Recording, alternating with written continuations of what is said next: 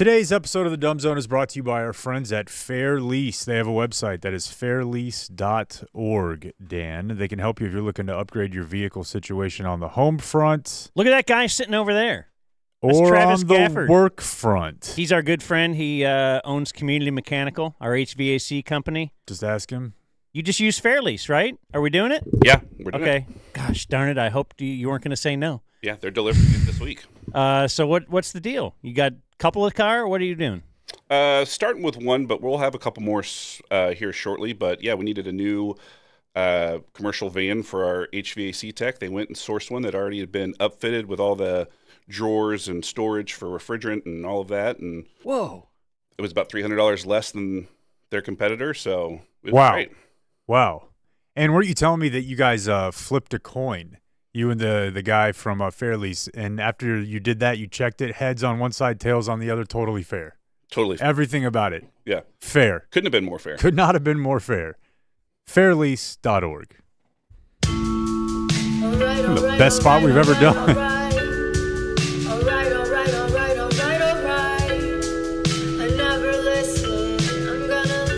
Ah, yes. Happy Monday.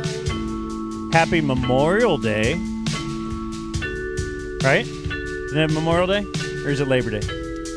I think this one is Memorial Day. It's Memorial M Day. for May. I don't know. Ask the veteran over there. I don't know. And by the way, thank you for your service. Plus, your brother is a veteran, so thank you, Jake, Yeah. for having a brother. And I'm Dan McDowell. I'm Blake Jones. Where's my audio? What? I'm Jake Kemp.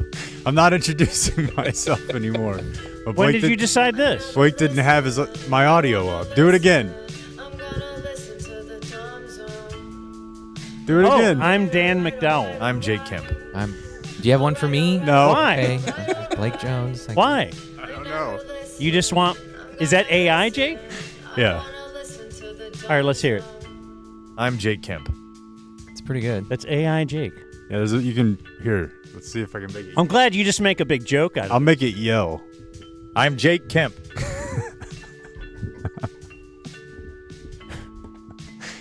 Anyways, sorry. I'm glad you make a big joke out of that, because it's a big... I don't know, introducing ourselves is a big It's the way we connect with our audience. connect, but also... We go to your wedding. Yeah, but... I mean, I have a secret meaning to it. My mom is really, really old. Kind of a shut-in type thing.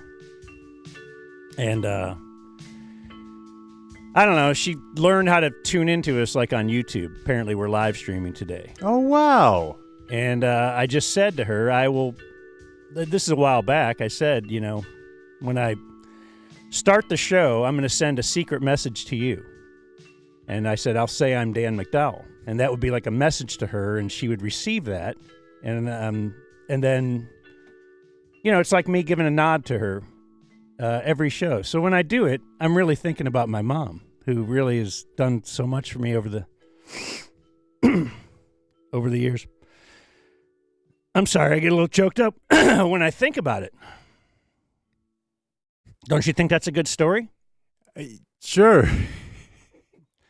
Oh, by the way, so on this day, I have some completely unrelated audio. This is from Jim Nance.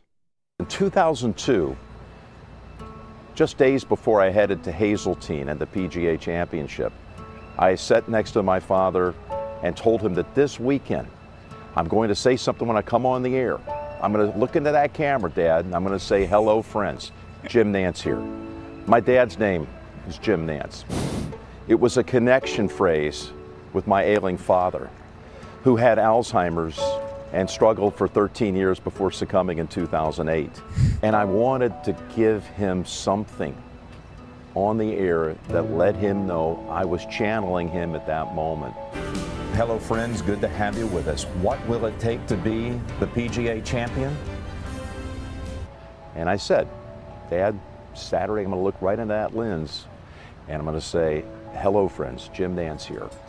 I thought I would only do it once, but after that day's show, on the Saturday show at the 2002 PGA, had a few people say, hey, I heard you say hello, friends. What was that all about? And I told them the backstory. And I was told, you should keep doing that. That sounds like you. So I continued to do it, not knowing that people would pick up on it. But every time I come on the air, whether it's this weekend at the PGA, from Butler Cabin at the Masters, the Super Bowl. I need this music. I look into that I lens. need this music I don't for get my any story. feedback in return. You just see a lens. And like the first shot in golf, there's a little bit of nervous energy. Yeah. But when I say hello, friends, for that flicker of a second, I think of my dad. It relaxes me, it calms me, and I'm able to kind of move into the show My feeble. feeling comfortable and confident. bib on. And more importantly than anything, connected to my dad. Who, So- never really remembered any of this. So yeah, he has Alzheimer's. Yeah. I could have told him I'll do anything. Look, I'll take off my shirt and run around and dress up like Andy Reid when I do the thing. He won't remember once I start. And then he's like, he said it twice in there. Like I said, hello, friends. This is Jim Nance, because his name is Jim Nance. So let's pull out a clip of one of those millions of times that I've done that. Let's the production assistant or whatever is like, okay, I'll put a clip in here. Hello, friends. Good to have you with us. What will it take to be the PGA champion? He didn't even say his name. He didn't I'm say glad his name. you He said didn't say something. his dad's 'cause name. I was like, am I tripping out over here, or are we like uptight production guys? That's CBS. You've had First of all, the clip ends on a up. And There's you've not done a it fade 4 down, times- and it goes into like I'm like, okay. four where's times the- a year. Well, that's golf. Or five, how many golf? Honestly, things I have you- thought it was going to be a montage of like 7 times that right, he did it 20, in a row. 20. How many football games does he do? Yeah. Like, okay, you have all this to choose from. Find one where he says, "Hello, friends. This is Jim Nance." He said it twice in the story. It's like a bad intern cut. Trey, no, that has to be in the thing. Like, that's the payoff. That's really weird. And also, just awesome. Hey, everyone was just telling me how kick-ass Mom, it was, so I started doing it. This is for you. Yeah. You know what? I didn't know anybody would pick up on the when I said, hello, everybody. I didn't know if people. Then I was like, He's acting I like- should say hello every time. Yeah, he's acting like it's like the people's elbow and he's the Rock. Once like he has answered a the phone finishing and I move. said He's hello. Like, oh, come on, I say hello. I said hello when I answered the phone, and somebody was like, "What a great way to answer the phone!" So many people answer in the middle of a Hey, conversation. Mom, what are you up to today, huh? Yeah. And he said, my friends say that sounds like me. Like, you How know what? That pretend- sounds. I hate How that pretend- That guy. does seem like you. Now I need to hear every Jim Nance Open Yeah. from before 2002. Because apparently he came up with He used to just be like, what up, motherfucker? yeah. Jim Nance. And then my dad. My dad had His refined taste. Dad, whose Alzheimer's. name was Jim Nance. He's like, what channel are you on? I'm like, I've been on CBS for 20 years. It's so funny. TC was telling me the other day that he takes his grandmother to church and then like maybe goes grocery shopping with her. And TC, because he does some video work for Ben and Skin, and Ben was asked to go introduce Tom Cruise at a theater last week. TC was asked to go film that for Ben. And, your grandparents don't need to know details, how much you're being paid, whatever. But he was able to tell her that morning, like, hey, I'm going to be in the same room as Tom Cruise tonight. And for an old lady, he's like, oh, I told him, I'm like, that's one of the few chances you have left for her to feel like you're doing well. Who knows how many more chances? Right. So you're old. You're like, oh, that's nice, son. Tom Cruise. Was she fired up? Because my mom was fired Oh, up yeah. that Tom Cruise was in the same city as me. Have they already? I talked to my mom this We got to weekend. get a review, right? She went and saw it yesterday, she said. Wow. Or I talked to her yesterday morning, and she was going to meet Rose and Rose's daughter, Lisa, if you really need to know. Well, it sounds like for what's the story there? Guys grow up together. Like, oh, stop it. We're just friends. A little bit, but Lisa was more a cautionary tale Oh. as she got pregnant in high school. And I was told by my mom, don't get any girl pregnant. She's like, as if I weren't enough myself. Right. Yeah, I guess she didn't point to I'm gone all herself. summer. That one worked out well for us, though. Yeah, that's true. Especially for me. That's true. I forgot. She's listening. No, I don't. I have no idea if she has any idea how to use YouTube. In fact, I would guess she does not. Anyway, It's picking up, though. Travis Gafford is in studio, and this is a makeup sit-in. Did you realize that? I did. It says it on the Cali. Oh, it does? Mm-hmm. It's a makeup sit-in because he sat in the Wow. den. Must have been last September. Yeah. I can narrow it down to there. Mm-hmm. If it's a makeup sit-in, somebody that wanted to meet Jake, they were very excited about the opportunity, and they got there, and it was just us. Yep. I was a bit booked up. And Danny. Had a busy September. So, yeah. One of his children had a terminal disease or what was going on. Yeah. Yep. This is true. This is true. Did I tell you or no? I probably didn't tell you. Mm. We weren't tight yet. Not I yet. probably would now. Would Maybe, you, would you but- think it would be okay if I told him now? Yeah, I mean, Like if you disappeared? yeah, for sure. Seriously, the way that all But went we're down. buddies now. Dan's the type of dude you can be like, just whatever you think, and it's gonna be way less than you think. So I wasn't worried about it, you know. Yeah. But yeah, Travis is in the trust tree now. If I And you brought some Fall people that off. will meet more. Like, who do we got here today? I know we got some Drews. Lots of Drews. Many Drews. Yep. Cohen are here next to me. Drew Wagner, Andrew Collier, Drew Bunn, Brad Dickens. Okay. 3 Drews and a Brad. I went to the Stars game with a Travis and a Drew. Just different Travis and Drew, or this These- Travis and Drew? These guys. Friday night with In our the friend. community mechanical seats? Yeah, not in the community mechanical van with a dumb zone QR code on the back, but in an elite ride. Oh, really? I kind of lived the full sponsor experience Friday night, to be honest. Well, let's plug Elite double Rides right Lucy now. lipped Are we up doing and weekend early check? birded. Yeah, Is this our weekend check? Because Sure. you guys actually took it in Elite Rides Mm-hmm. on Friday night? we did. It was What was very it like? nice. Was it all like KFC wrappers and just dirty and First thing, offered me water. First thing when I got in, and went out of his way to be like, hey, you guys can vape. You can do whatever you want. You know, this is your elite ride. Yeah. So, they're also, from what I understand, what do they call it when you can drink alcohol in the like a limo? They Party have a limo time? license. Oh, They have a limo license, which means you can do whatever you want yeah, we did take advantage. yeah. in that vehicle. It was nice. Nice. Pick up, drop off, super easy. The booking, super easy. EliteRides-DFW.com That's right. 844-RIDE-DFW. There is a promo code. DZ or the app, right? or the app. Or the app. DZ15 is a promo code for 15% off your first ride. It was super easy.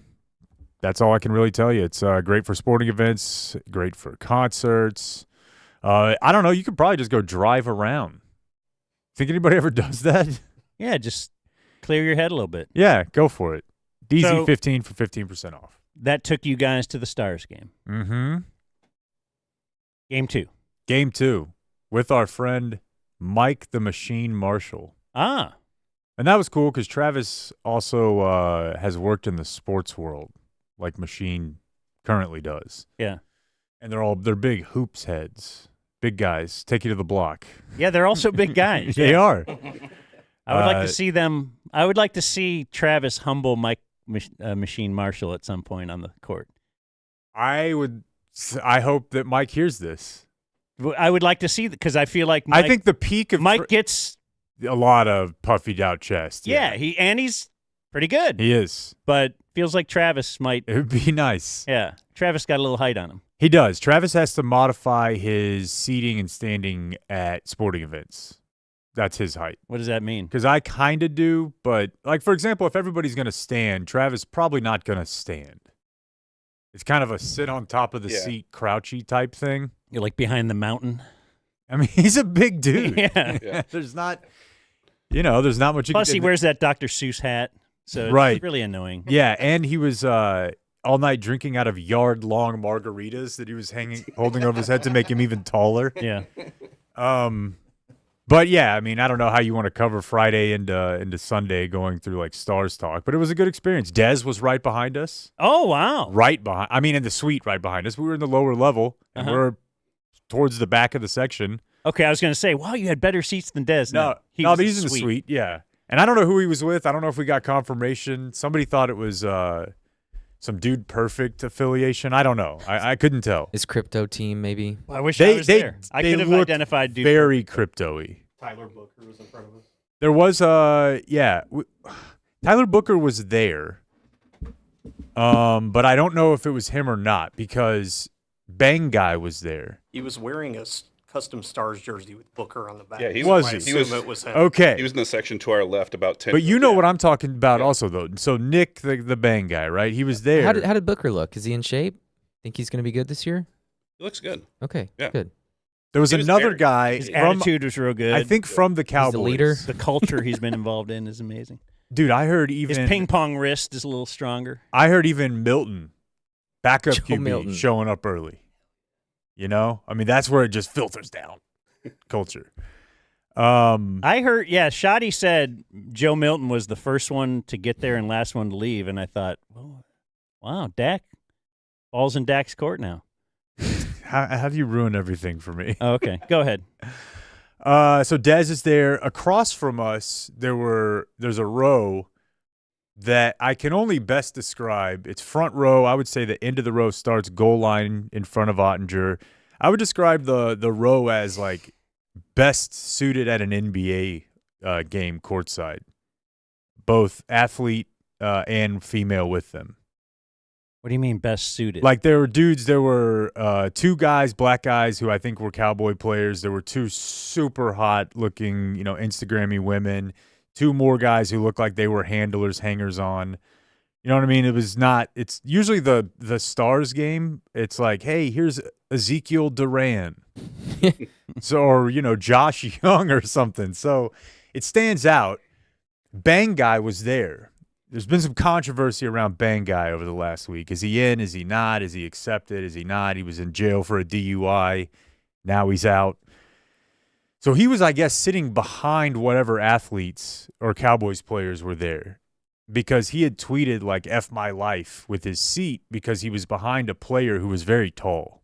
Similar to Travis, he was like sitting on the seat. And that guy had an Ottinger jersey on.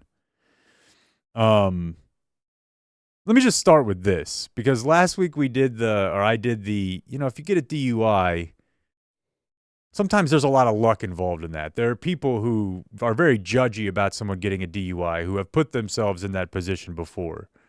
And it bothers me at times.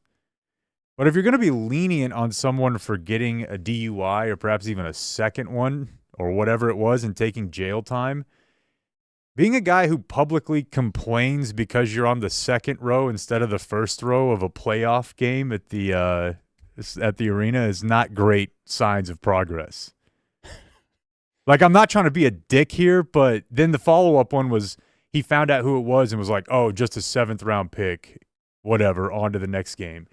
And, like, I'm not trying to speak like I'm Tom Cruise who's gone clear in Scientology here, but my guess is if you drink enough to have to go to jail because of it, like, if you want people to be lenient and cool with you afterward, you tend to have a little bit of a softer approach than, like, I'm supposed to be in front. Like, dude, come on. Like, on a third of his team's offensive possessions. What is playing? Point guard. No, you want to be unmuted? Go. What is playing? Let's That's not AI. What's playing? Experience. If you want to be unmuted, I'm go ahead. sorry. I'm sorry.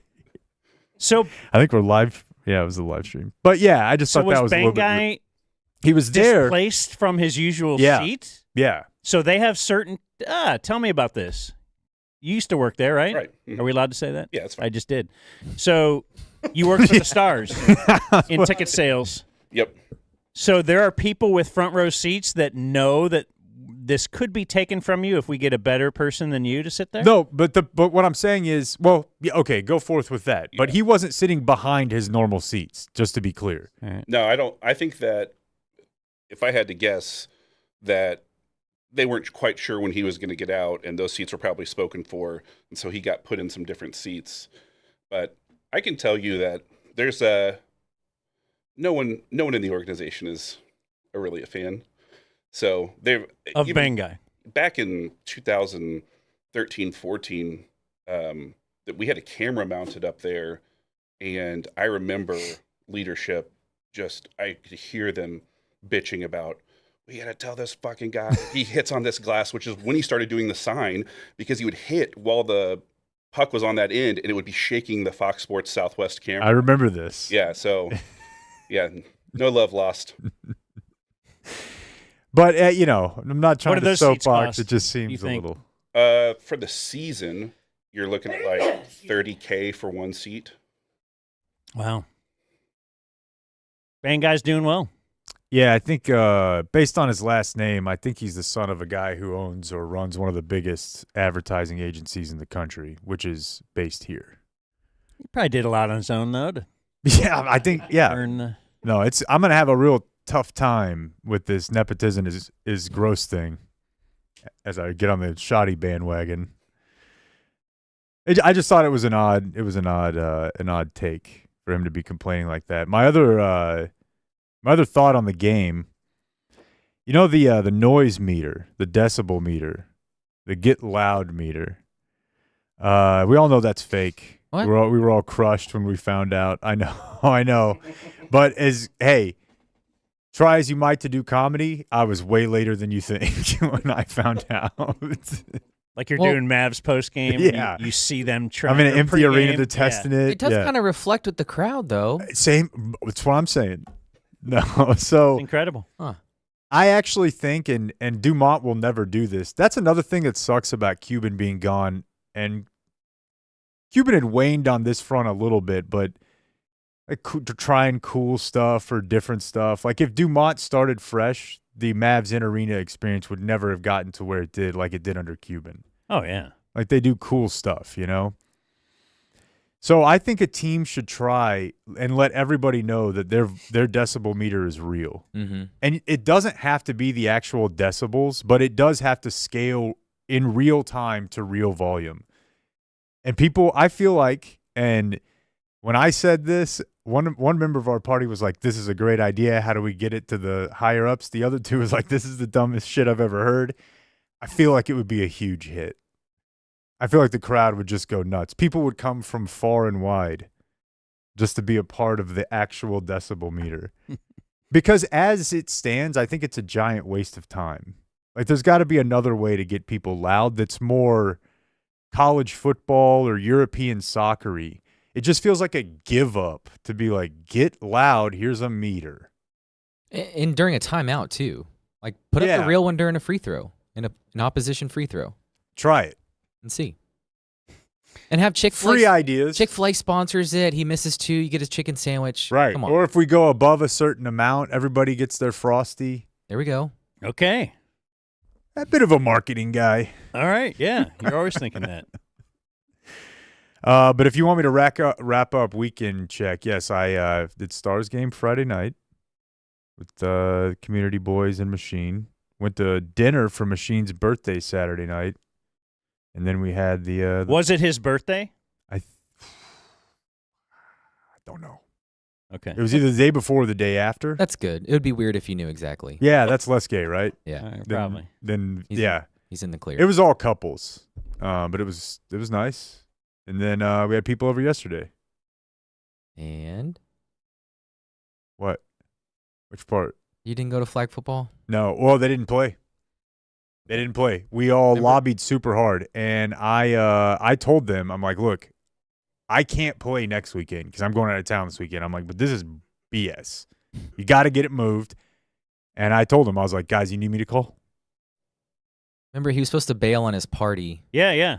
But somebody else got it done. We applied the pressure. Okay.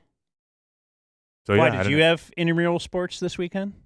I did, but I was just hoping that Why? he would skip his. Yeah, so you can make fun of me. No, because I respect you. And it's playoffs, dude. So your league played despite the holiday and weather? Yeah, we got it in. Okay. What are we done? Yeah, regular season's over. We're in the playoffs. A mini start next weekend. How was your season? Not Blake softball season. Not good. Really? Yeah. Team wise or you wise? Team. I don't know. He knows exactly. He knows his batting. In average. fact, I can probably find it pretty quickly Is it here. online? It was Yeah. fine. We just had a bad season. I kind of turned into a douchebag out there. It's fine. Oh no. What do you mean? Little George Pickens. I got to type? get the guys going. I got to talk a little shit. Yeah, Whatever. But it didn't work. No. Okay, maybe that wasn't the way. he's pressing. I know. So this weekend I just showed up, didn't say a word. Just showed up and raked. Not really.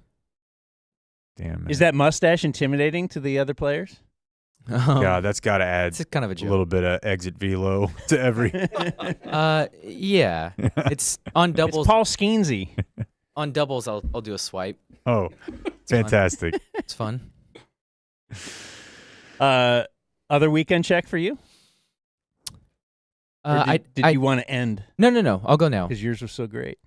No, I debated actually not talking about this at all because I went to Another kid. I went to a even worse. I went to a massive video game convention this weekend. You mean the one that you were watching for the last hour of Friday's show? I didn't watch during the show, but if the show was out 15 minutes later, it's because I had to watch SSG and pool play.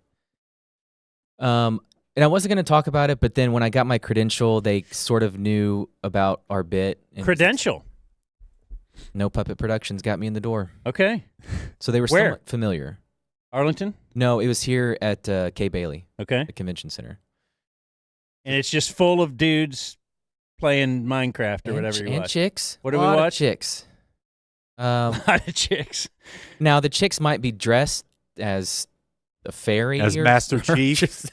or Master Chief. Hell yeah. No, but this was DreamHack, and it was huge. It was the first time. What is he saying? I'm just What going to is the word speed. I'm going to DreamHack? speed through this. It's I'm an gonna event. Pretend you're not there. It's the 5th major. It was the first time that Halo, Call of Duty, and Counter-Strike all had majors in the same location. The Triple Crown. Big deal. Unbelievable. Now, Halo's not on the same stratosphere as those two. No. But it was a big deal. A lot Shut of up. people attended. And, yeah, this is for like, How many's a lot? I don't know. The place was packed. I'm not attacking you, wife. Okay? I'm asking you questions. Now, why would I think you would attack me over this? So I'm just saying, is it, full? Or is it like a cheer competition where it's like The main floor was packed.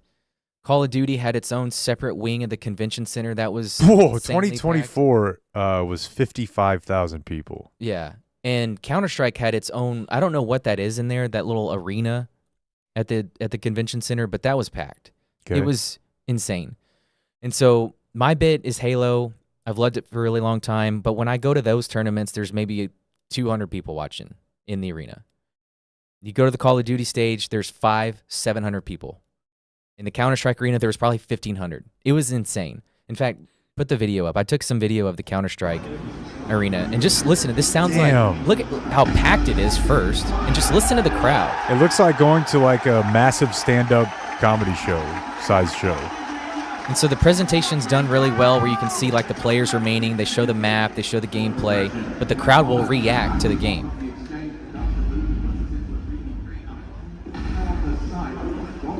That's like a play-by-play booth. Yeah. That's You got to that's sick. That's pretty awesome. That's Is that very where cool. Is that where the Wings play? No, they play at UTA. I thought they moved to Dallas. I thought they did too. I thought Paige's first game was at UTA. I don't I think know. they're moving to Dallas. Oh. Nobody really knows. That's the No. thing. I just tried to search and accidentally. Well, I spelled their name with a Z. That's definitely not right. That's very cool, Blake. But here, last one. But this was between Team Europe and Team Asia. Crowd chants going. Is it all white?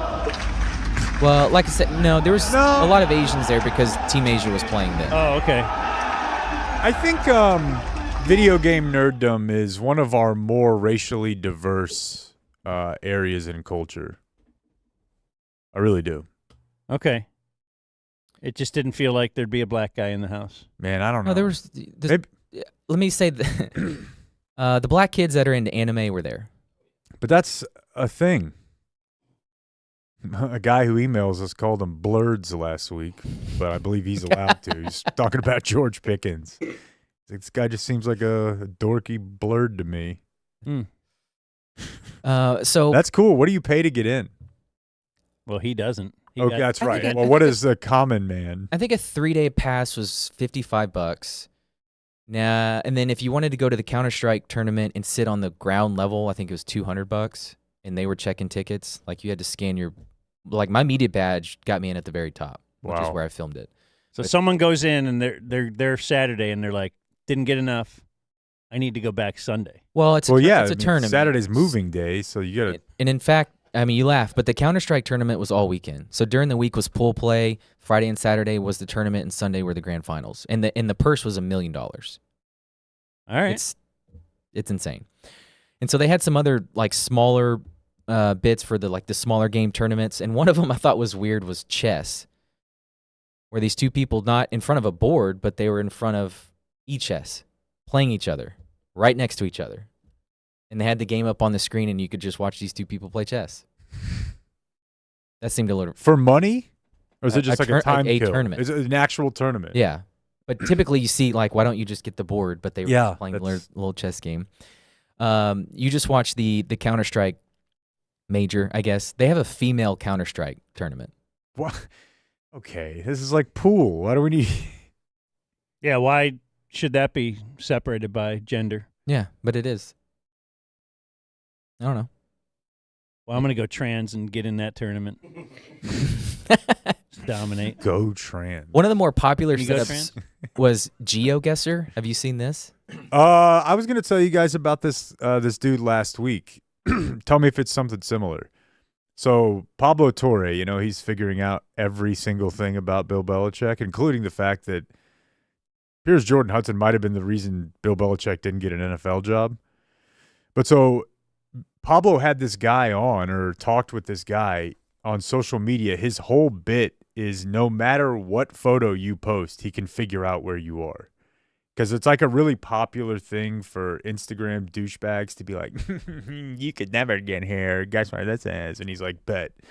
And just zooms in from a satellite using he's just insane. Basically, this guy's Interpol.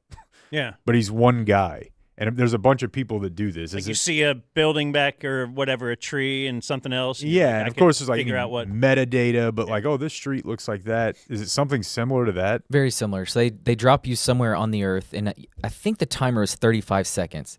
But using Google Street View, you could inch forward, and you have 35 seconds to go any which way you want to figure out where you are. That's cool. And this guy could. He had challengers come up and try to beat him, but he had 35 seconds, and he would tell you, oh, we're in Venezuela. Look, and then zooms out. It was insane. So like I said, a lot of cosplay walking around. Yeah, dude. And I was walking behind this guy dressed as a shark. I don't know why. He's just a shark. And so I just kind of lost myself in the moment of I'm walking behind a shark. And something catches his eye over to the right, and he stops, and I had to kind of avoid him. And he says, oh, excuse me. I was like, I don't know if you really need to do that if you're dressed like a shark. No pardons are gonna make me think that you're not a weirdo. You're just a shark. You should have asked him, hey, what's the deal? No, because he's probably wanting to be asked. Like if the shark sneezes, do you say bless you? No. Okay. No. If the shark falls down, I'm not helping him back up. You've made your decision for the day to be a weirdo. What are we talking as far as other cosplay? Is it mostly people dressing as video game characters? I think for the most part, I think the best one I saw of the weekend was there was a pretty attractive female dressed like a prostitute from Grand Theft Auto 3. Yeah, that's fantastic. Super specific, but caught my eye of yeah, it's probably a bad beat at one time in my life. Yeah, that played in the room. So anyway, they all are safe there, these cosplayers. But it was funny. I did see one guy, I think he was dressed like Link, getting on the DART train. Oh, man. So it's like, whenever you leave, Roll your the dice, safety's gone, Link. bud. Might want to bring a change of clothes. So yeah, DreamHack was really cool. And the other thing I did last night was I went to the Rough Riders game because it was Paw Patrol night. Okay. And so all the the video cuts on the board. Hey, there's Marshall up there, and the draw is come get your picture taken with Sky, which is just a dude making minimum wage in a Sky costume. And luckily, Brooks didn't want the picture, but it got me thinking, and I'd like to send this to our marketing department. We need to say that Bluey will be at our generic summer event. And we need Marv dressed up in just a horrible Bluey costume. Dude, Didn't we have a story like it happened. It happened one year, and there was a big fight. They like beat up the huge Bluey. line around the block, and they it was couldn't just, like, deliver. the sparest Guy was Bluey. smoking cigarettes as Marv does. Let's do it. Yeah, the worst looking. Oh, Generic summer event. I want to Bluey. deliver.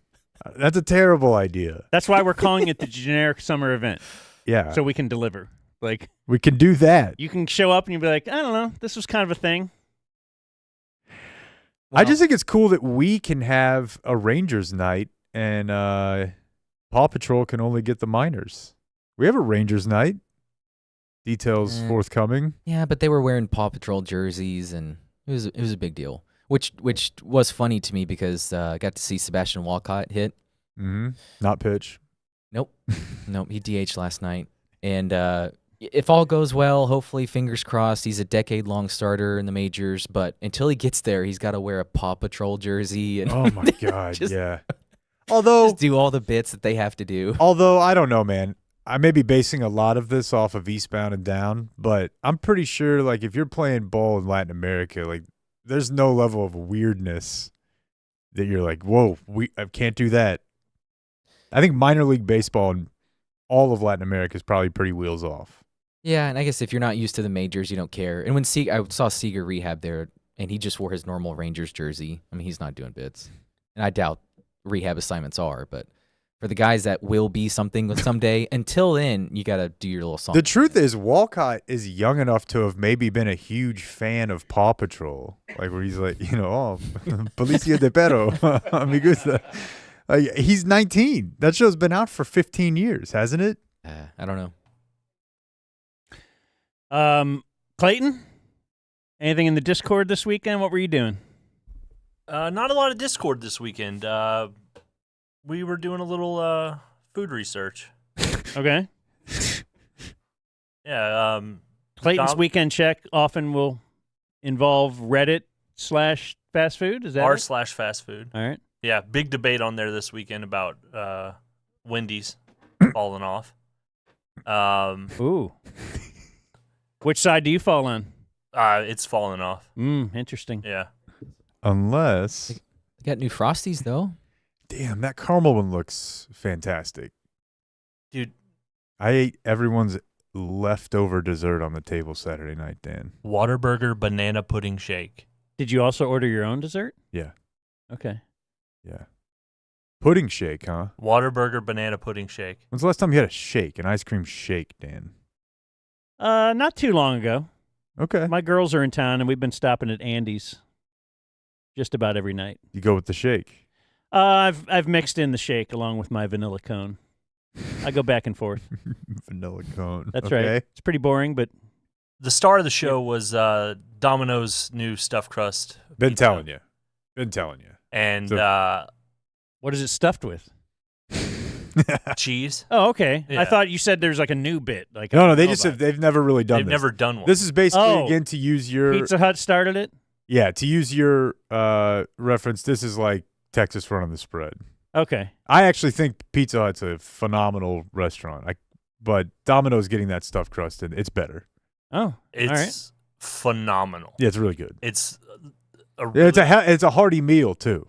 it's a perfect ratio of cheese in the crust, Garlic. actual crust, It's got garlic. and it's got garlic parmesan topping. Yeah, and I walked in there one day, saw the guy brushing it, and he was doing a little brush of the flavor. I was like, man, And Domino's isn't afraid to let you God watch. bless. Oh yeah, They have the big glass wall right next to where they're making all go the over, pizza. cough on it, whatever you want, Dan. No, it's a glass wall. Their safety is top notch at Domino's. So had that. That's what everyone says. And then started the Pee Wee Herman documentary. Excellent. As did I. I watched episode 1. There's 2 parts. Yeah, I got through episode 1 last night. It's excellent. And It's seriously, dude, you should watch it. how did he come up Because with I've the been doing character? a lot of research on Jim Varney because I watched all the movies and stuff. I owe Yeah, you. Jim Varney did the Vern thing because like another guy thought of it. Yeah. And then said, hey, you're like a failed actor and stuff. What if you did this? And he's like, I don't know, I'll do it. And then he did it for a commercial, and then like it just Pee Wee Herman, it was very intricate how he developed Pee Wee Herman. Like, he was just like Jim Varney, a serious actor. But I love origin stories like that. I love, like, give me that Beatles documentary on how they, from stem to stern on how you came up with an all-time great song. I'll sit and watch that for an hour. Like, the Pee Wee thing was really fascinating, I thought, how he ended up, falling upon that character, and just we end with about the movie, right? So I guess now we're going to probably get into the TV show, and will we get into the adult theater? I'm not sure, but because he's the one putting this documentary together, basically. Yeah, those type of documentaries are always interesting to me, just because, like, you see how it started and all the famous people that they were around in the beginning. Yeah, and that was like, holy crap, he worked with such and such and like this and this. I'm not trying to spoil anything for people who haven't watched it, but it was very interesting how that whole thing kind of just came together. And like, you can't do back to the say, you can't do that nowadays. It's like stuff like that doesn't just like come together, What do we have today? It feels like the age of the character is just kind of gone. Like, your Elvira, or your movie guy. What do you mean? Pee Wee. Like, what would be analogous in current day? It's an old thing, kind of, I mean, what would it be? Like, the closest you might be able to get is like the Geico cavemen, but they had like barely any penetration. You develop a character, but then you just stick with that, and that's who you are then. Right. It's in movies, TV shows. Like, does Larry the Cable Guy count? He developed that character. Yes. That counts. And that's where Pee Wee was in improv, and that was just one of his many characters, but that one was really popping. And that's when he, made kind of a whole play out of it, one thing, and then... It's like Sacha Baron Cohen just being Borat all the time. Correct. Yeah. Right, and he never is anything else. Right. Yeah. Yeah, you can even like host SNL. Obviously they do SNL, give different characters, and you make a movie, but to just be that one person. Like you said, Elvira. Was Elvira one of the ladies that he worked with in that improv group? Yeah. That makes sense. Yeah, like they figured out their character, and then they just stuck with it. Phil Hartman was in his improv group, too. Okay, now I'm back on board. Then. Yeah. And Hasselhoff. Oh, and David Hasselhoff. That's right. Yeah. I'll watch it. No, it's good stuff. Yeah, The Rock might count. If I am to tell you from, and then we'll get to sports here, because we do have a big, I don't know, was it a big sports weekend? We had a sports weekend. We did. But my weekend check in reverse order, yesterday was very busy. I really wanted to get to your house. My family knew that was my only goal, is to get to your house sometime during the day. A lot of back and forth about if anybody's going to go with me and whatnot. And my two daughters are in town. They are living at their college right now, but they came in at the same time for the week. And so it was very busy with them. Also, we got to put them to work, so it's Memorial Day, and so that Memorial Day weekend is traditionally, I guess for us at least, when we take the pool cover off, and now the pool's all brown because we just took the pool cover off. So a lot of scrubbing the pool, a lot of beating on that. The pool cover wasn't quite dry as of last night, so I'm like, you know what? Let's just leave it out for the night. It'll be really dry in the morning. Oh, great move, yeah. Apparently it poured last night, and it was drizzling when I left this morning, so I don't know when that pool cover will be dry, but it's on our lawn now. I'm sure that's good for the lawn. So it's winds everywhere. Saturday, I can't remember what we did. Lots of stuff. Anyway, it's just all stuff with the girls. Whatever you want to do. You want to go shopping? You want to go whatever, to the mall? You want to go to the bookstore? Oh, bookstore. That's good to know. Yeah, we went to Barnes & Noble, and then my younger daughter wants to take the Half Price Books tour, so she went to like 3 different Half Price Books. The much ballyhooed. I don't know. She loves That's her good. books. That's good to learn because I've seen a lot of Twitter activity about how a significant portion of current college students are functionally illiterate. Oh, yeah? Yeah. Well, that's their problem. And then Friday night, though, we did a dinner. And we went hibachi. Yes. So I love the hibachi dinner. I think we all do, right? Is everybody very familiar with hibachi? Yeah. Okay. I've only been once or twice, but I'm definitely familiar. Well, once you have kids, then it really gets into your wheelhouse to where, and it becomes kind of like it can be a birthday dinner because Sure. it's definitely a little higher dollar, but it's like a cool, fun experience. So, they take your order and then they bring it all out and then the chef cooks it right there in front of you. And there's lots of bits. It's, is it Japanese, right? Japanese, Asian of some sort. I don't want to.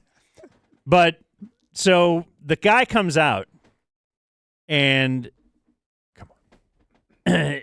It's a Japanese guy. Okay. Or at least of Japanese origin. It's always because I've met some people or talked, emailed with some people that are like, oh, yeah, I'm like my grandma came over from Japan, but I was born and raised here. I sound like a Texan, but I go and I work as a hibachi chef, so I put on the accent. Oh, yeah. So I kept trying to listen, and I did detect a couple of times where all of a sudden the L, you couldn't say the L 2 minutes ago, but now it just flows out of your, like they don't catch it right away.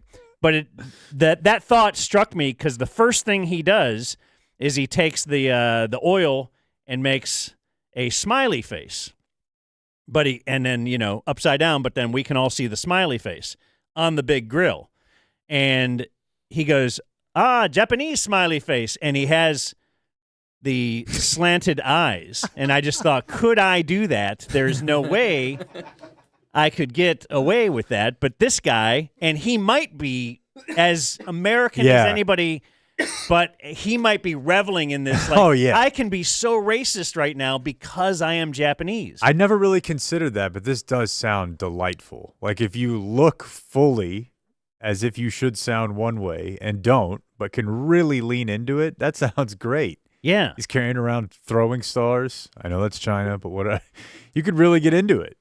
So he did all the bits. Great. He did, I don't remember what Japanese cowboy was, but he had, of course, he had the egg roll.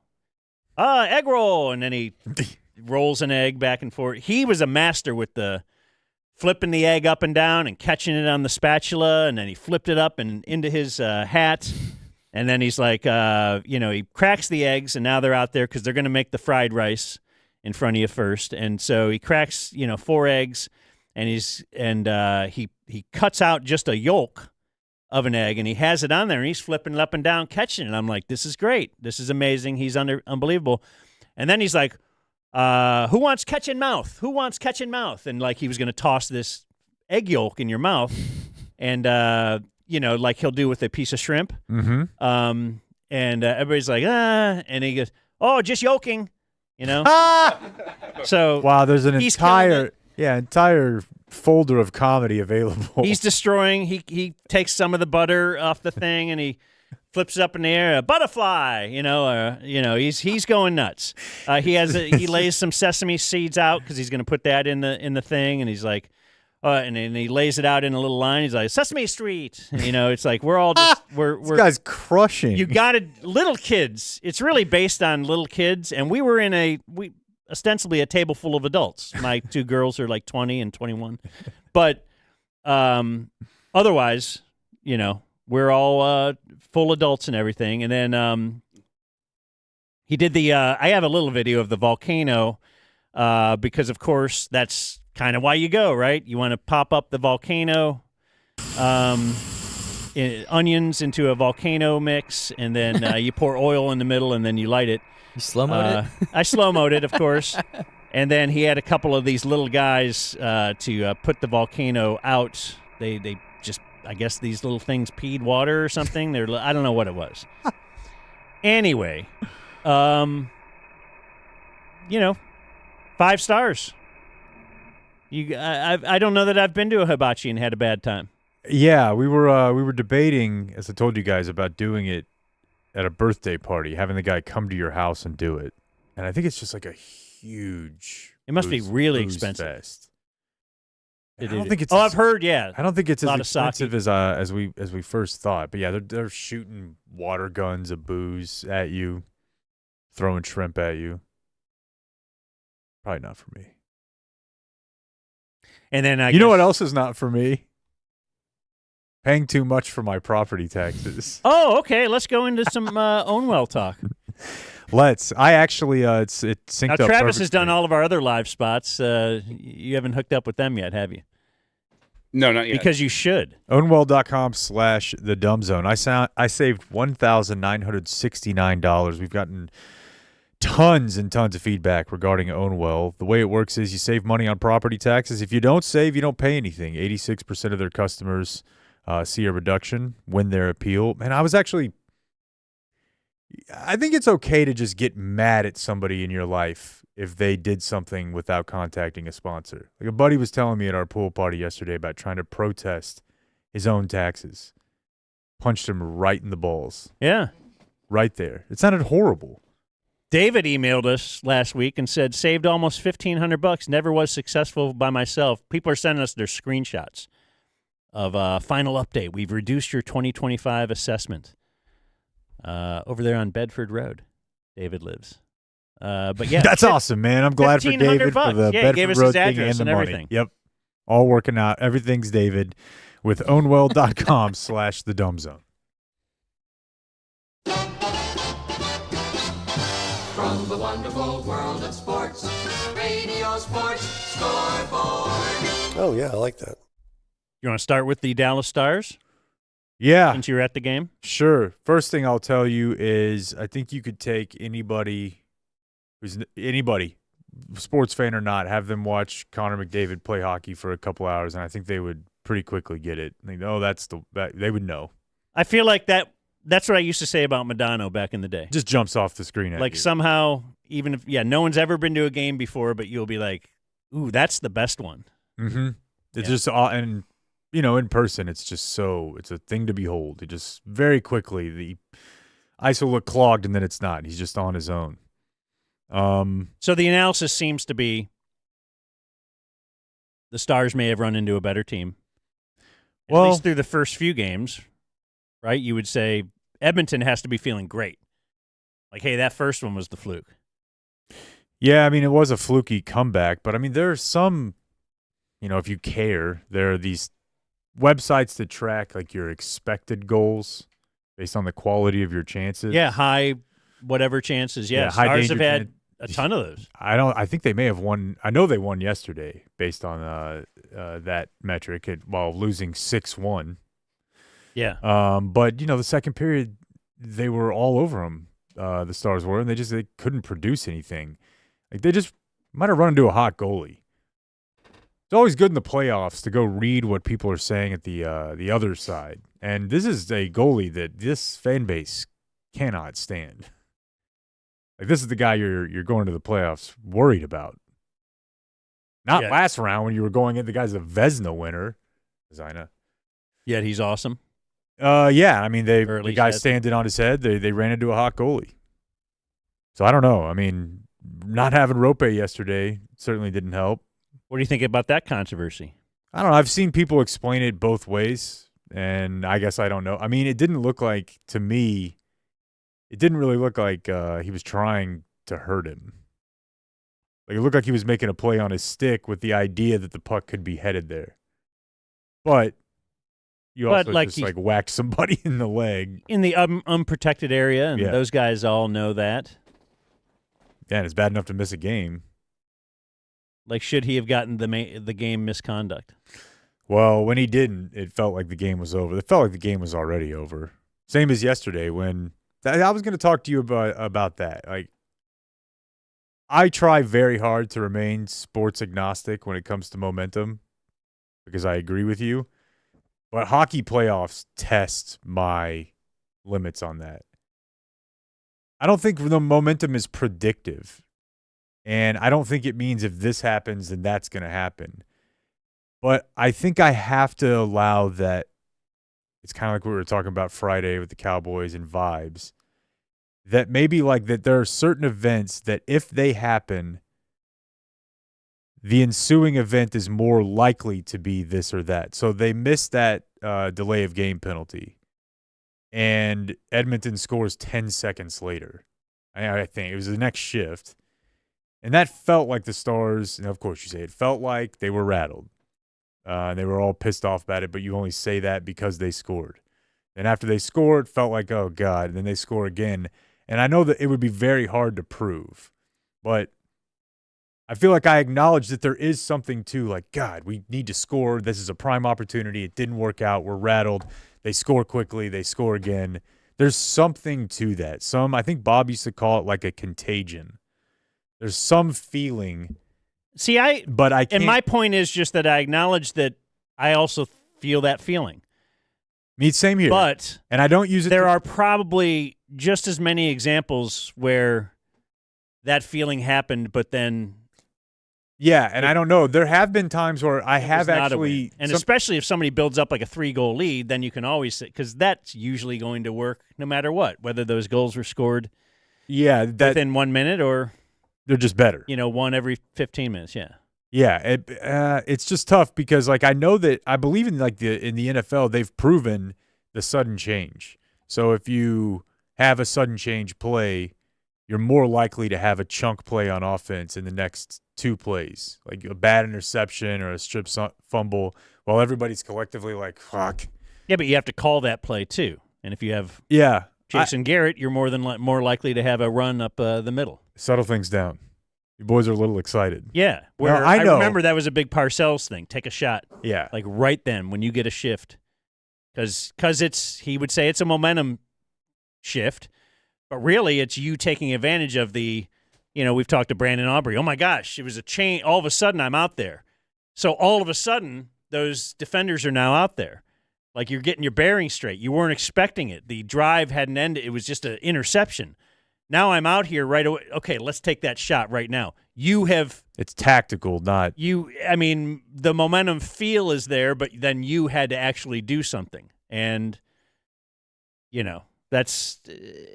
I don't know. Know that I'd bring it up every time, like, it doesn't work.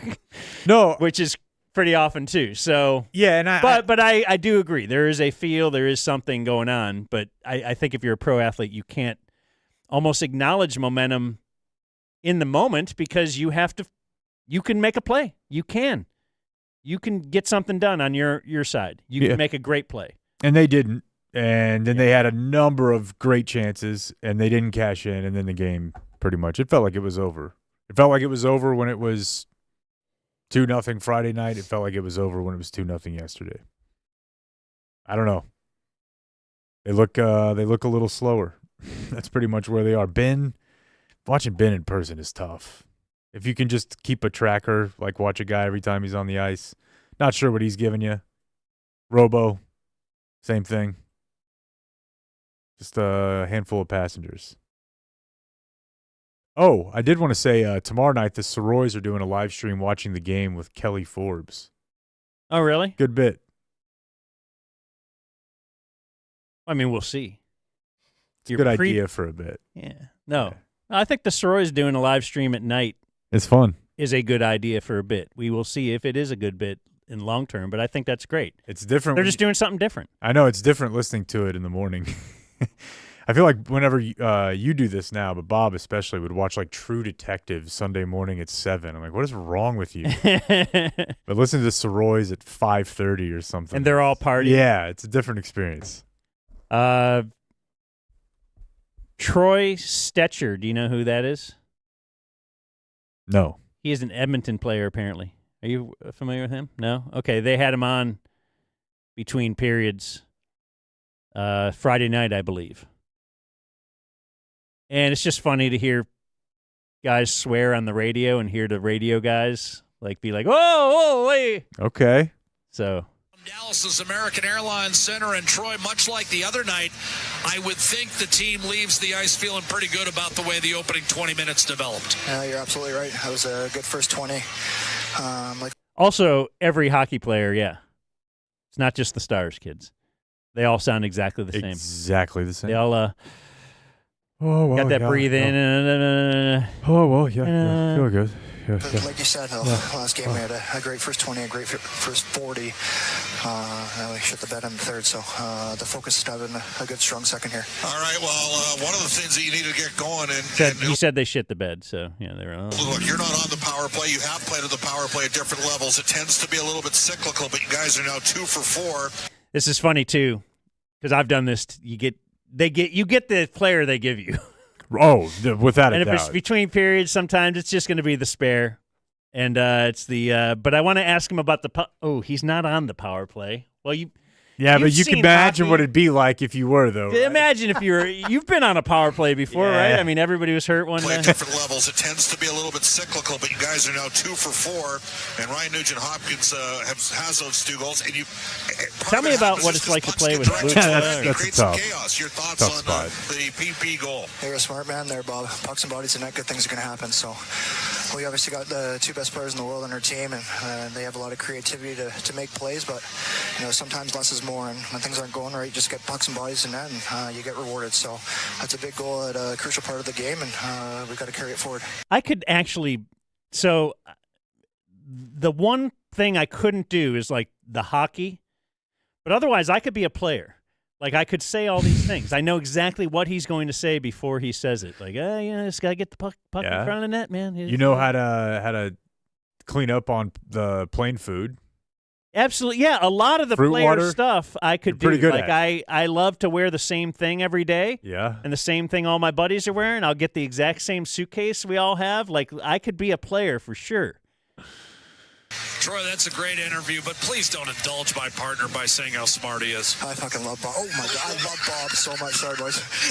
Hey, the Daily Double. Troy started it with some down. colorful analysis and finished it. That's why you tune in to 880 Chet. Hey, it's got to be after midnight somewhere, right? Look at Bob. He's giggling like a schoolboy. 1-0 Edmonton. I think he said flip. Yeah, something like that. Nugent Hopkins for Bouchard and Draisaitl. 5:51. Time of the power play goal. We'll see whether they allow us back for the second period. Maybe they pulled the license, folks. Renegade Edmonton Oiler radio here. I mean, that's a hard F-bomb. That shocked me. But it's still just weird because if you're ever around a hockey locker room, that's every other word. And then they have to act. It's just a weird bit. Yeah. Where we have to really change the image of what the people really are. In theory, I guess. It's all so silly. I mean, nothing said this more than the Trayvon Diggs D's nuts thing last year. Like it went from he did something he thought was funny to now he's doing a canned photo op.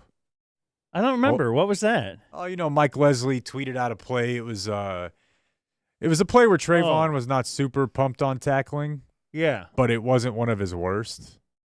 And quickly after the game, Trayvon saw it and, went up to Mike Leslie.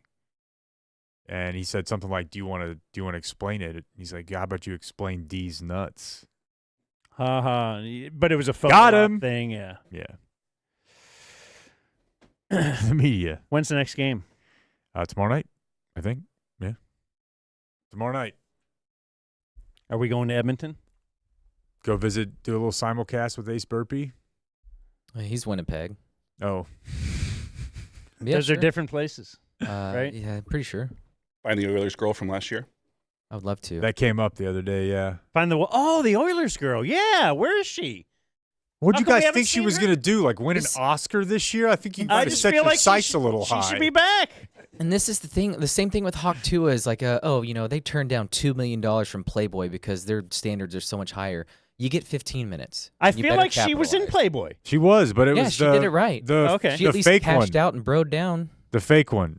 Or it's Playboy but without nipples. My recollection one of these dudes goes, oh.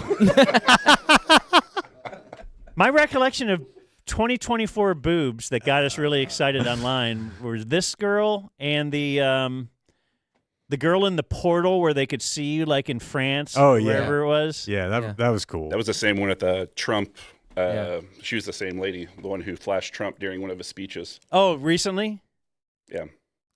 This woman, I'm on her Instagram. She was recently on a plane, so it looks like things are going pretty well. Portal lady, or is this Oilers girl? Yeah, her name is Katie Kate. For a while, that she was basically in my Twitter feed. Like, for some reason, I guess because I clicked on the one and then. Well, you searched Oilers tits. Dude, Yeah. Yeah, why it's super weird. Like, I don't know. All right. I'm thinking about filing a claim with the NSA. My for this algorithm's messed up. Yeah. I'm hacked. Oilers boobs. Boy, this was. Did you see the what? What are you looking she's at? just Boobs? she's not like a particularly attractive woman. She's in Edmonton, bro. She's not thick enough for you, Jake. She's That's like true. Edmonton 8. Oh, she's thick enough for Jake. There's no doubt. She's. I don't know. Let's just move on. What were you saying? She had a very meth vibe. Yeah. There you go. I feel like Edmonton is kind of the south of Canada. Can you have a meth vibe and be all fat? Yeah. Oh. You know what? First of all, she's not fat at all. Mm. Your definition of fat is insane. And two, I have high standards by far the most for other people, not for me. by far the most Larry David moment I had in the Hab.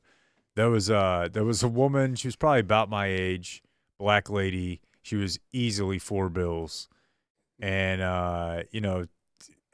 exactly what you're thinking. Like, she walked, it was Nike slides, sweatpants, tank top, and I met her. She was super sweet, had a funny laugh. And what they say in rehab is DOC for drug of choice. So you're not supposed to be just like, hey, what's ruining your life, or what do you love? They say like, oh, what's your DOC? I don't know that I ever said it, but I heard somebody say it to her, and she was like, oh, I smoke meth. And I was like, very much Larry David.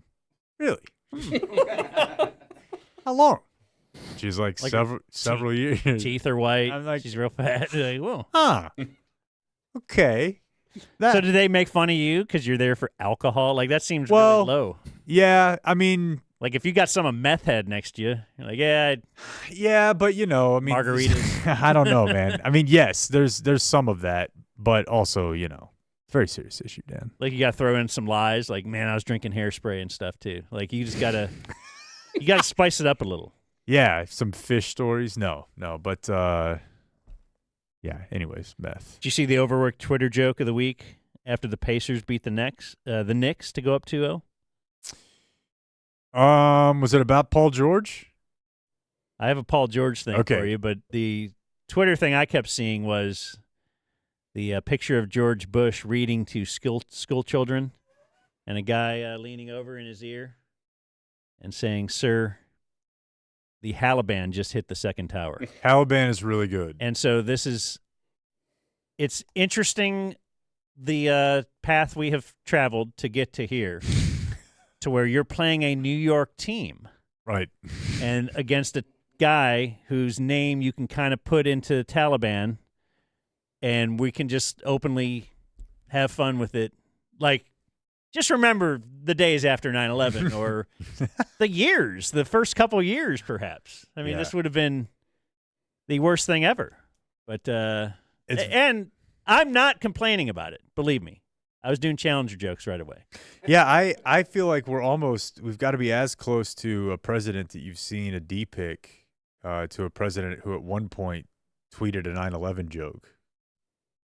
Like, isn't there some 20-year-old kid at Harvard right now who's done a silly 9/11 joke?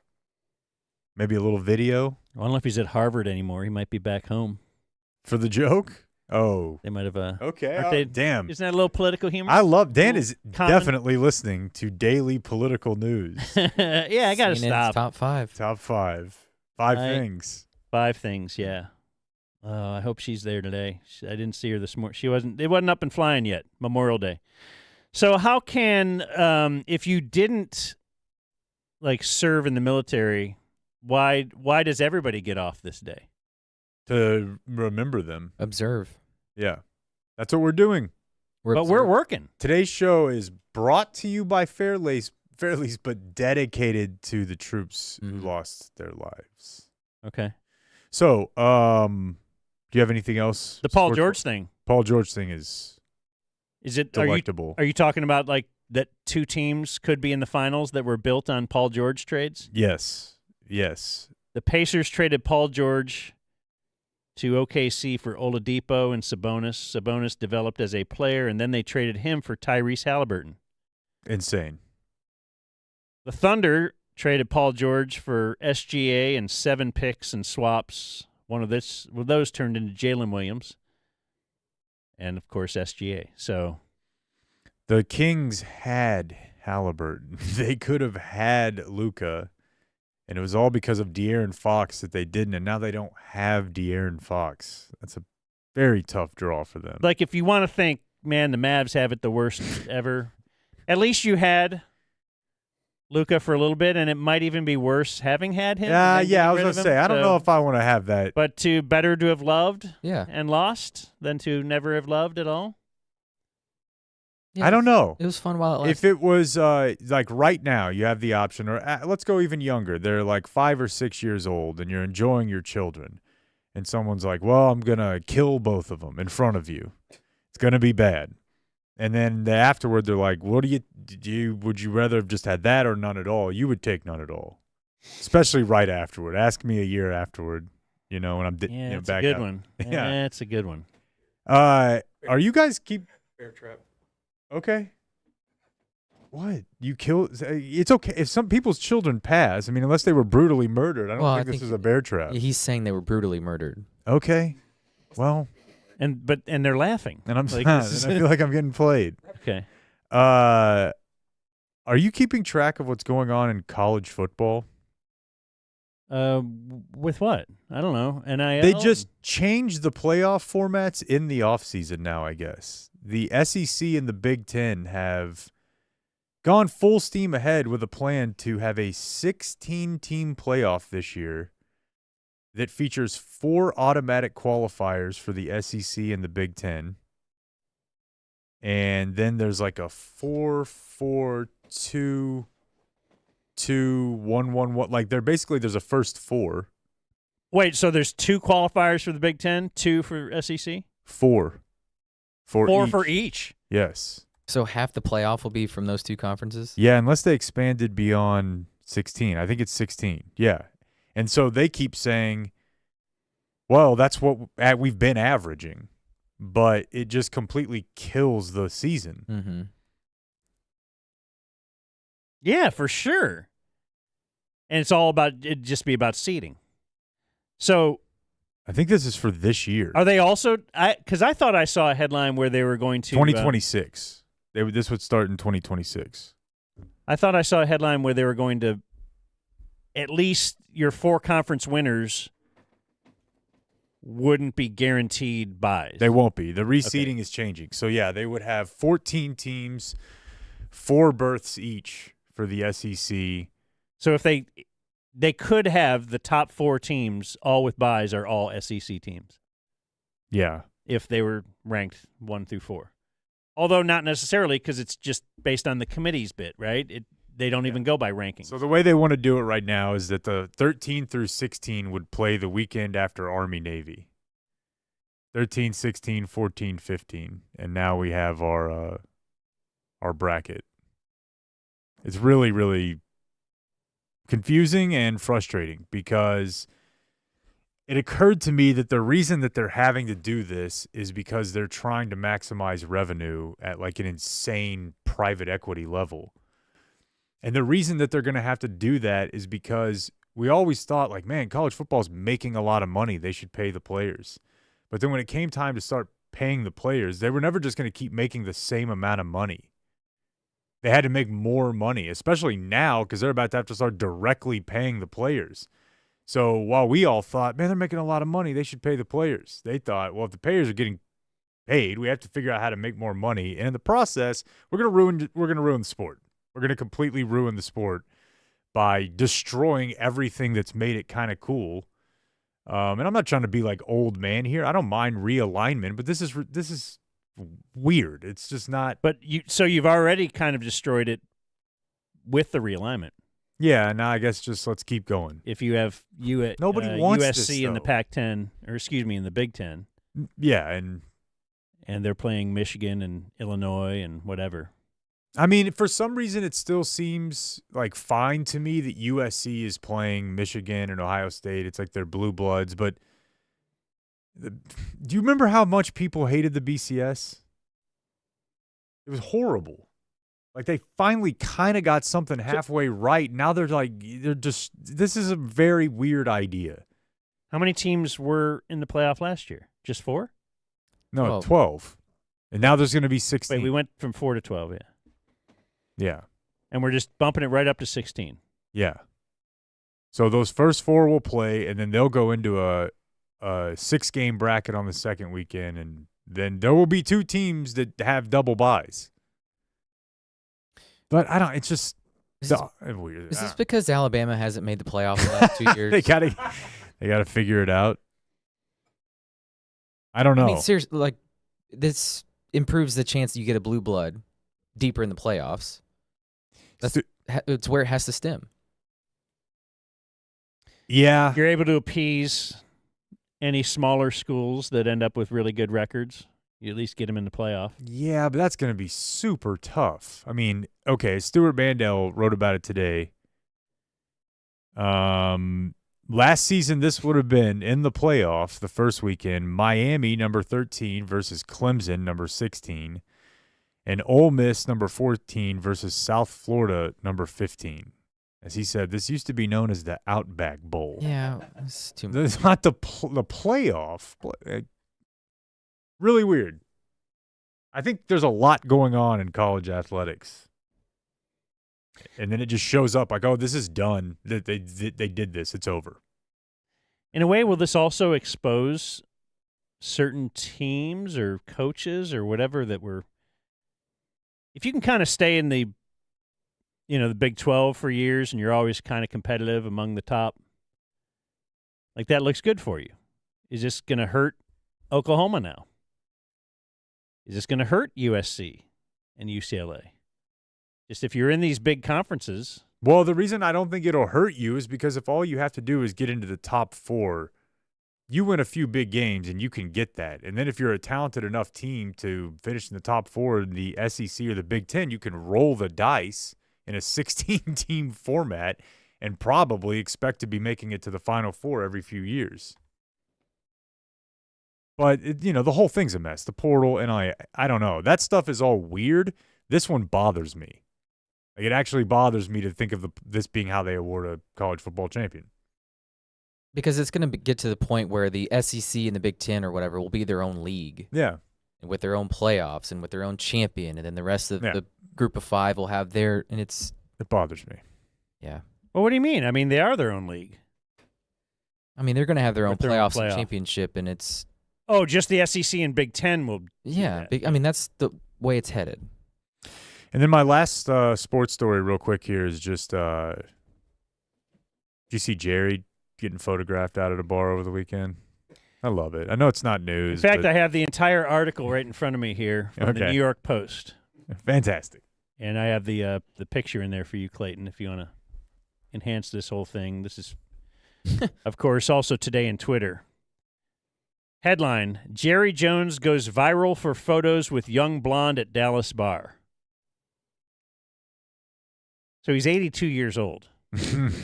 So just the fact Jerry Jones, or is he 81,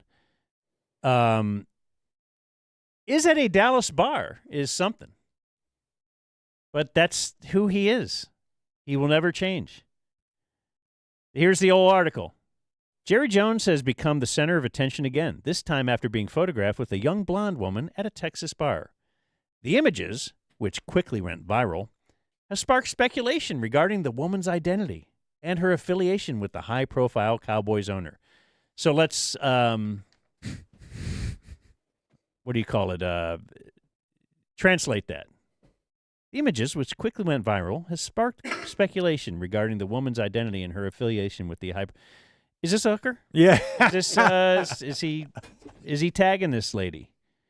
Did he just have sex with her in a bathroom, much like we thought perhaps happened with the Vegas photo years ago? That woman, was that in Vegas, Clayton? I know she was from Ada, Oklahoma. You're talking about the one where she's at his junk? Yes. Okay. The woman photographed with the 81-year-old Jones has been identified as Jessica Jane Farrow, a real estate manager at Viore Clothing. What? Viore? Yeah, but a real estate manager at a clothing company? Yeah, you got to buy the sites. Okay. Where's the next Viore going to go? Okay, businessman. I was in that world for about 6 months. Okay. I'm a Viore fan. I know you are. It'd be hard not Let's to hook know up that. with him. Let's get a promo code going. Lincoln build. I would love to promote Viore.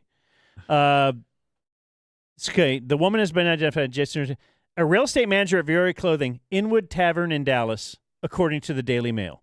So, I don't know. That doesn't all make sense, but they were at the Inwood Tavern. Farrow's Instagram profile, at Jessica Jane Farrow, showcases her interest in books, philanthropy, fashion, wine, art, travel, and wellness. Wellness, eh? Was this written by AI? Farrow has previously appeared on the Live BTR podcast last October after she was diagnosed with stage 3 colon cancer. Yeah. And she discussed her health journey to remission. Gross. Jones, 82, has been happily married to Eugenia, quote, Jean, unquote, Jones, Yeah. since 81. Yep. Or 81, since 1963. And nothing about the recent photos suggests anything but the Cowboys owner taking a selfie with a fan. Mm-hmm. Jean, former Miss Arkansas USA, has maintained a relatively private life despite her husband's high-profile status. Didn't mention her high school state championship in basketball. That's right. They have 3 children, That's Steven, right. Charlotte, and Jerry Jr., all of whom hold executive positions within the Cowboys organization. The Cowboys are preparing for the 2025 NFL season under Let's new head coach go! Brian Schottenheimer. How does he Tactical make shot. the article? Dude, because everybody's talking about him.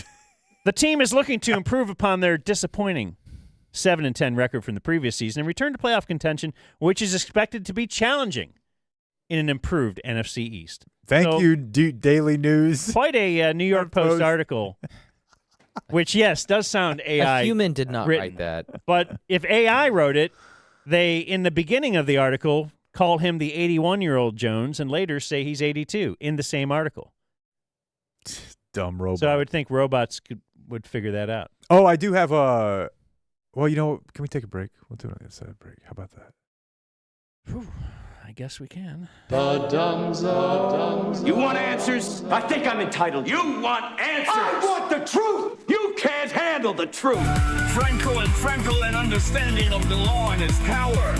214 or 817. All threes.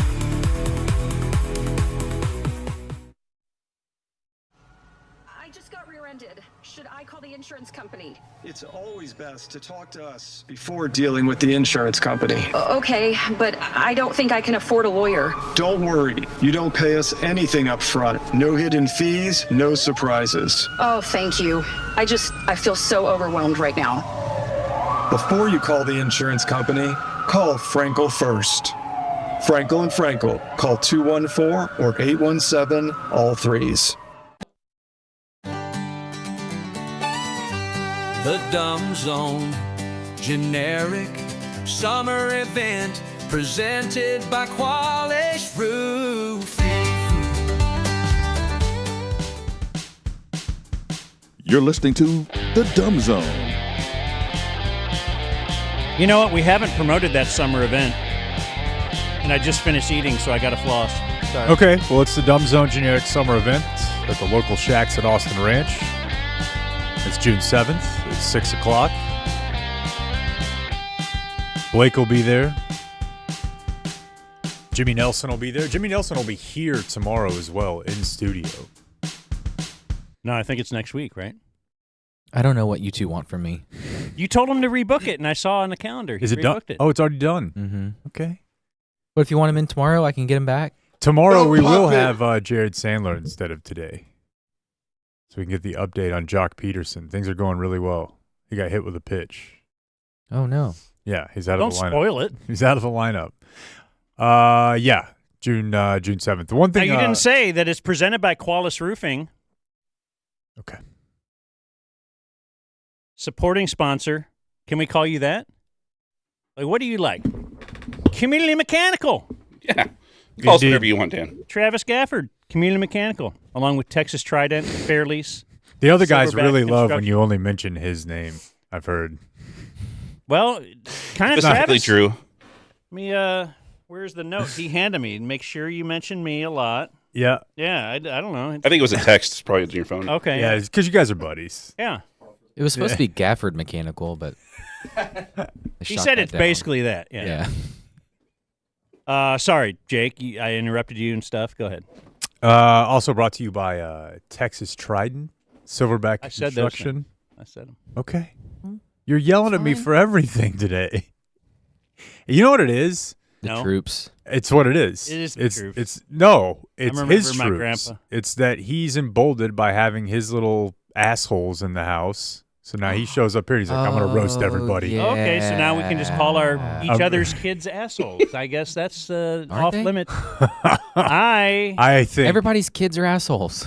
I think they're all precious gifts from God. I think that you're too far removed. A son? What? Are you a kid? Oh, you're an intern. Oh, I suddenly thought you actually had your kids in the house. Oh, hey, Sarah. No, they're home. They're at his house. Yeah. Oh, at his house. I thought you meant in this house. It's Sarah Hepola, everybody. Sorry, hi. Thank you. Thank you.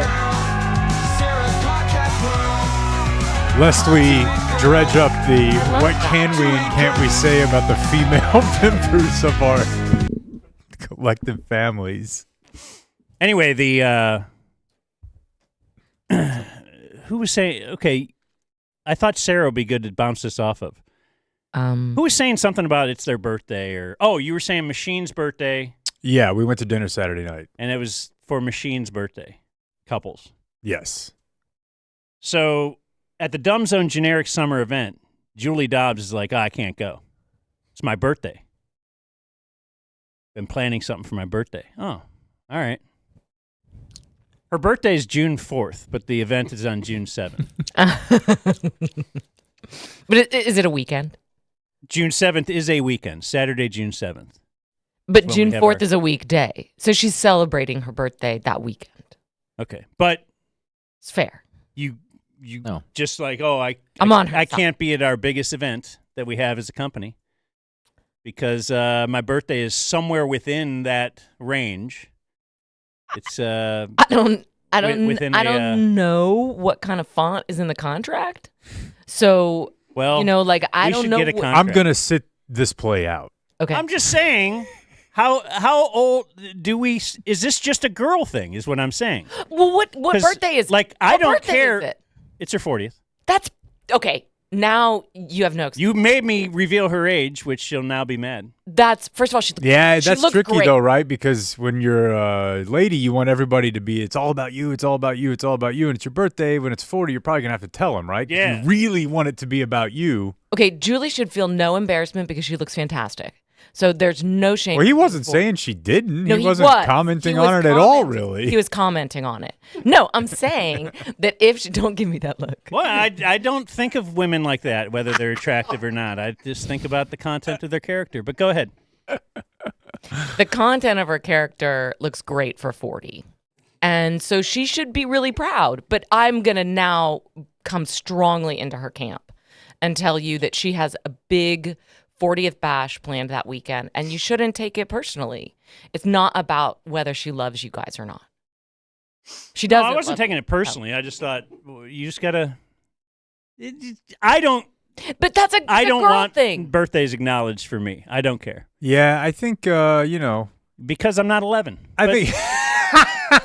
I think a lot of people probably deal with this, but I know I do, which is that I just can't expect everyone else to think like I do, right?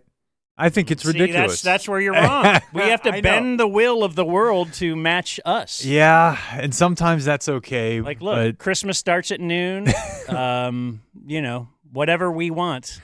Like, my daughters are in town this week, and they're very upset with when I want to eat dinner.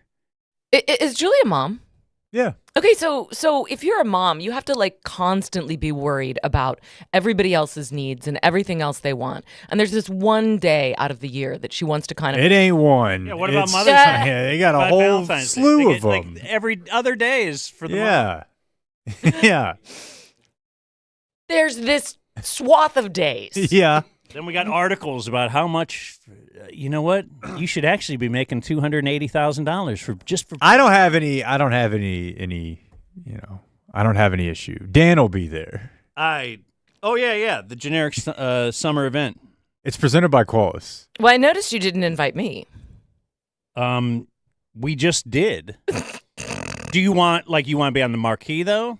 Oh, I don't know. I just learned about it on the show. We were thinking about bringing back, we were thinking about doing like wet shorts contest. Not gonna play that. Well, No, no, for but dudes. for dudes, like we get up there with like No, I'll white. be a judge. Because again, you spray. Yeah, and we Yeah. have the three of us or whoever, whatever, Travis, big fella. or should it be a wet T-shirt contest for dudes? It could be a wet T-shirt contest, but it could just be We like want big fat guys. linen shorts, and you just But can get I your ask nuts blessed. if I think that'd be hilarious. it's hilarious, but what are you judging exactly?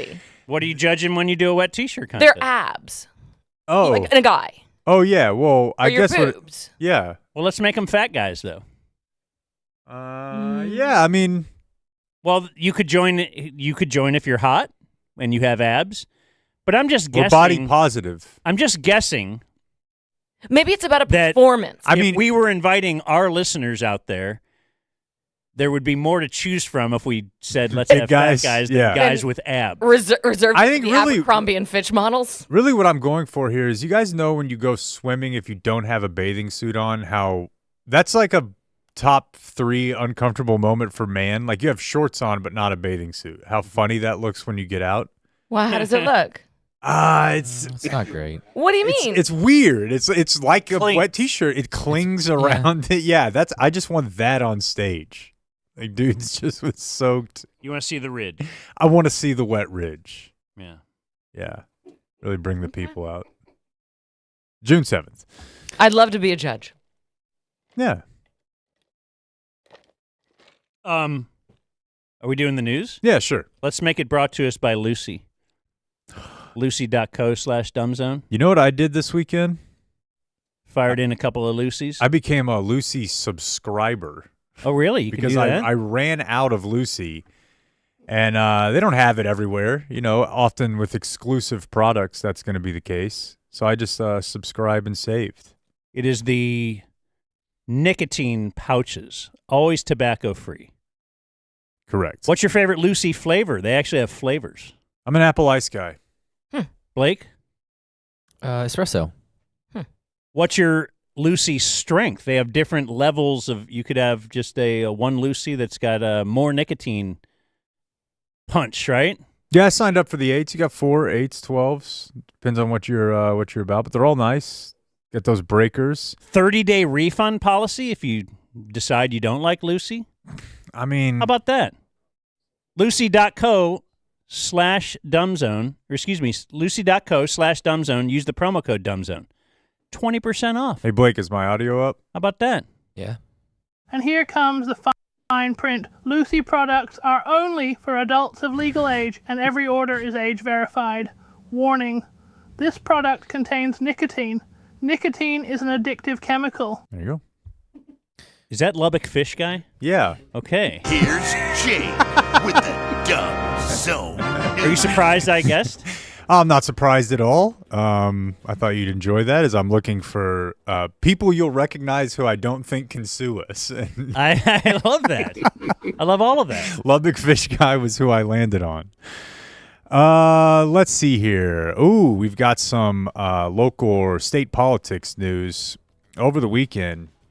You were clamoring for it, folks.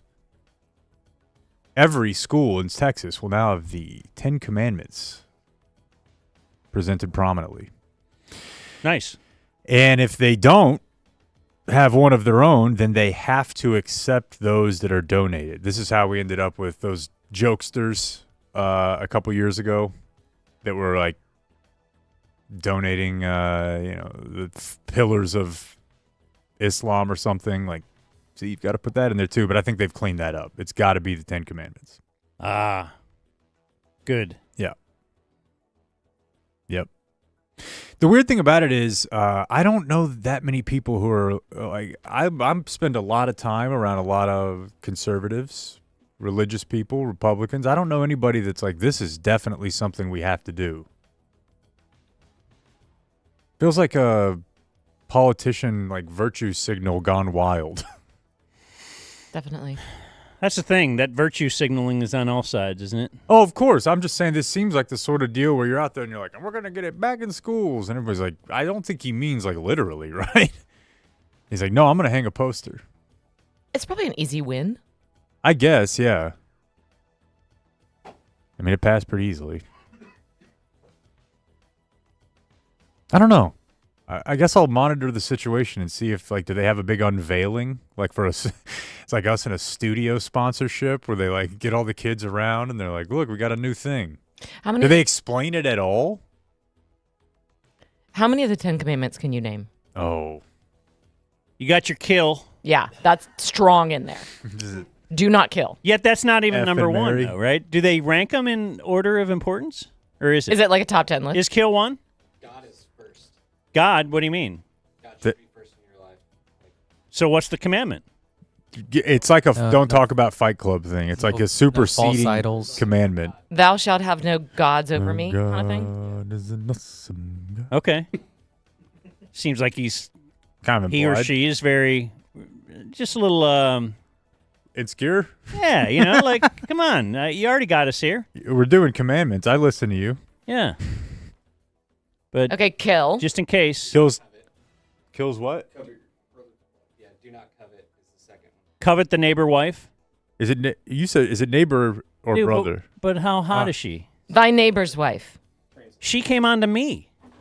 It's Did you in see the the video? commandments. It doesn't matter. No, I'm not coveting her. She just came over and said, "Look, Oh, welcome you to the neighborhood." There's no parentheticals. I'm not. I don't covet this. I'm just here, and there she is. The thing is Right out. Also, like, it's tricky because it's not even just his wife. Also, if he has a cool lawnmower, you can't. Don't That's covet. not in there. When he says wife, he means everything. When it says don't covet, that one's all about just don't be jealous. So that's really And about to really drive it home, which is interesting, for God to drive home the idea of don't be jealous, he's like, let's cut to the trace. Don't fuck your neighbor's wife. I understand that's going to be the most jealous that you're going to get. So that's really interesting because wife is sort of seen as the pinnacle of your neighbor's property.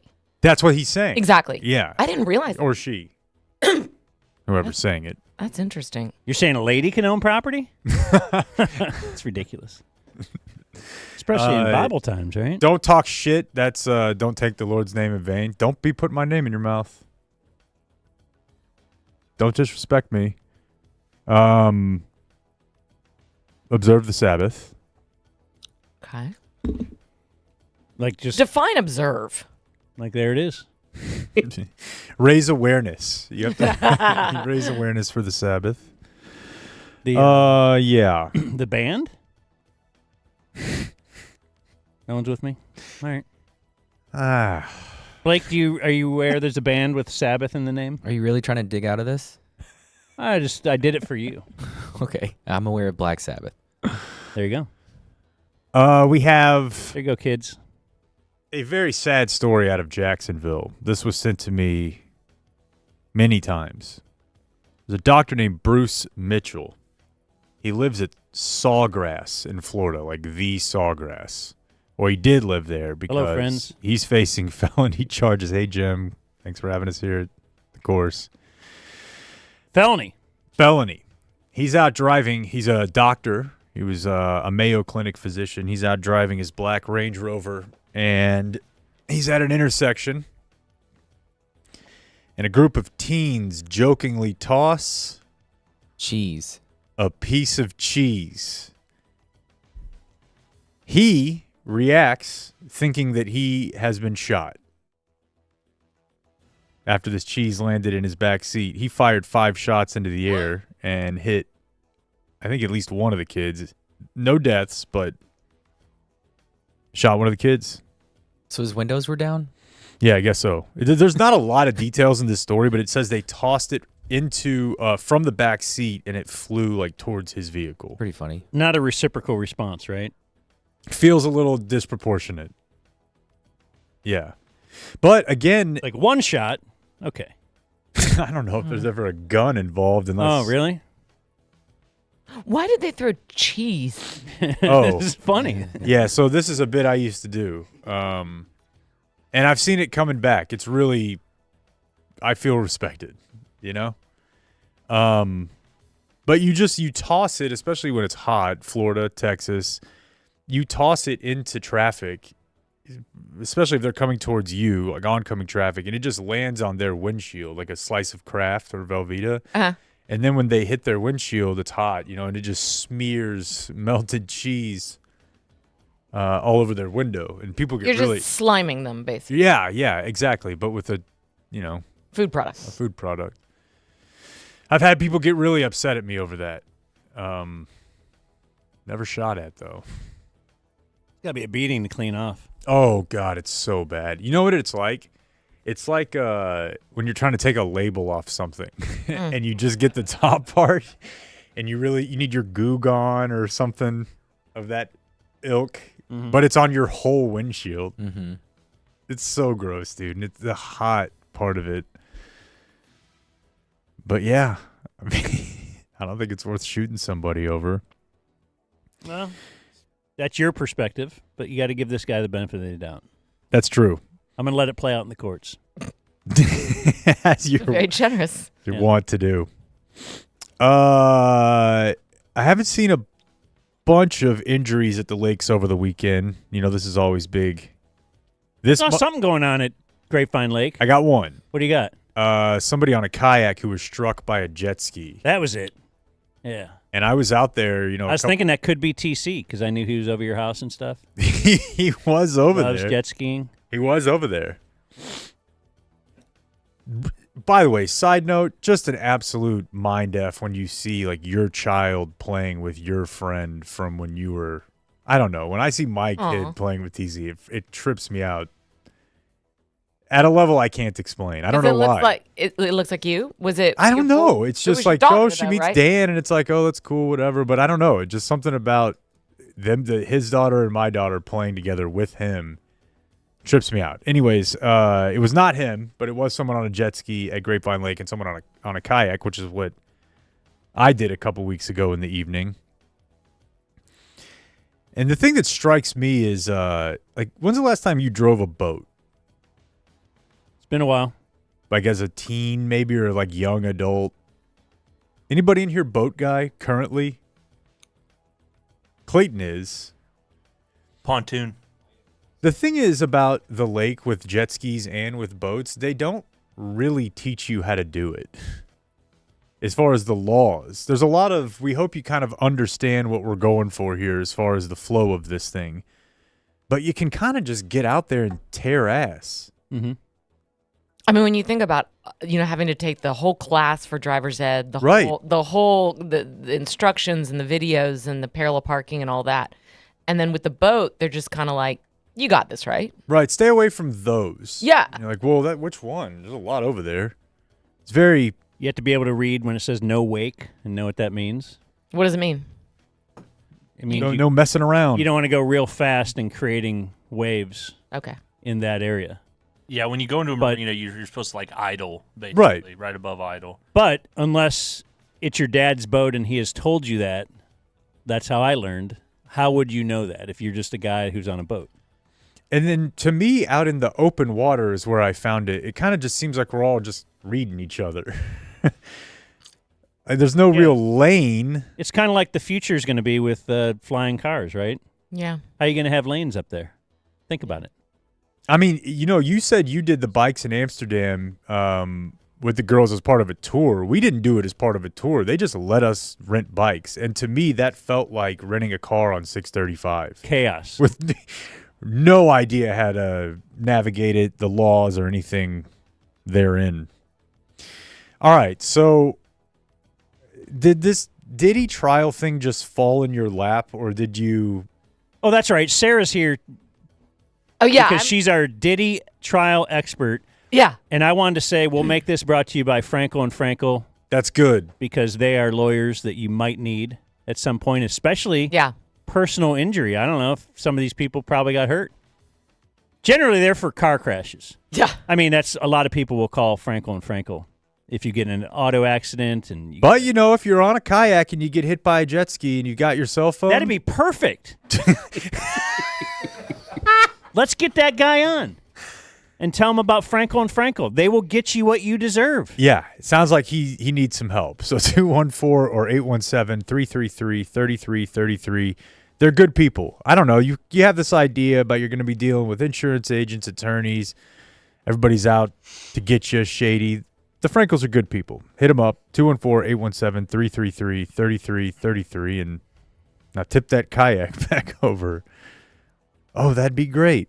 Anyways, did you intend to follow this trial? Like, it seemed to me when the Johnny Depp Amber Heard thing happened, there were just a lot of people who just sort of happened upon it, and then they were just sleuths.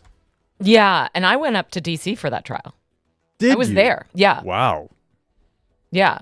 So I have a sort supporting Johnny. Well, since you're of the manosphere. What? How am I of the manosphere? I don't know. I sort of identify her as like female who's done with all this lefty bullshit. That's true. So that doesn't mean I'm in the manosphere, though. Although, describe the manosphere. I think we're in it right now. Okay, then I like it. Yes. Okay, well, Yes. I do have a little bit of a minor. You couldn't tell from the nicotine pouch ad? Specialty. I don't know. I can't tell if the manosphere is like Nick Fuentes or Joe Rogan. No. You know, like Yeah. it sounds. Or Rogan. Yeah. Okay. Well, I have kind of a minor specialty in Me Too cases stemming out of the book that I wrote in 2015, because Blackout, it emerged into a world that was having this kind of reckoning over drinking and sex. Yeah. And I became a specialist in that, sort of reluctantly. I really didn't want to. I dragged my feet on a couple of cases because to actually speak with rigor and honesty about some of these cases would get you canceled, which is part of my disillusioning with I used to work at Salon, an echo chamber liberal site. So I'm starting to run afoul of like the dogma because of these cases, but I have followed several of them very, very close. I wrote for the New York Times about the Brett Kavanaugh case because that's a blackout case. Yeah. I like beer. What? I like beer. Isn't that what he said? Over and over. I like beer. I like beer. Devil's Triangle. And then Devil's Triangle. Boof. Yeah. Are you aware, too, that there was an era? Well, I guess the era was all of humanity or all of time before Me Too era. Yeah. But like the movie 16 Candles. Oh, yeah. Like culturally, yeah. Because he had sex with her when she was blacked out. She was in a blackout. And that's great. That's what we all aspire. As a kid, I literally aspired to that. Not only that. Like I would love to. I knew I could never nail the hot chick in school. Right. What if she was blacked out at a party?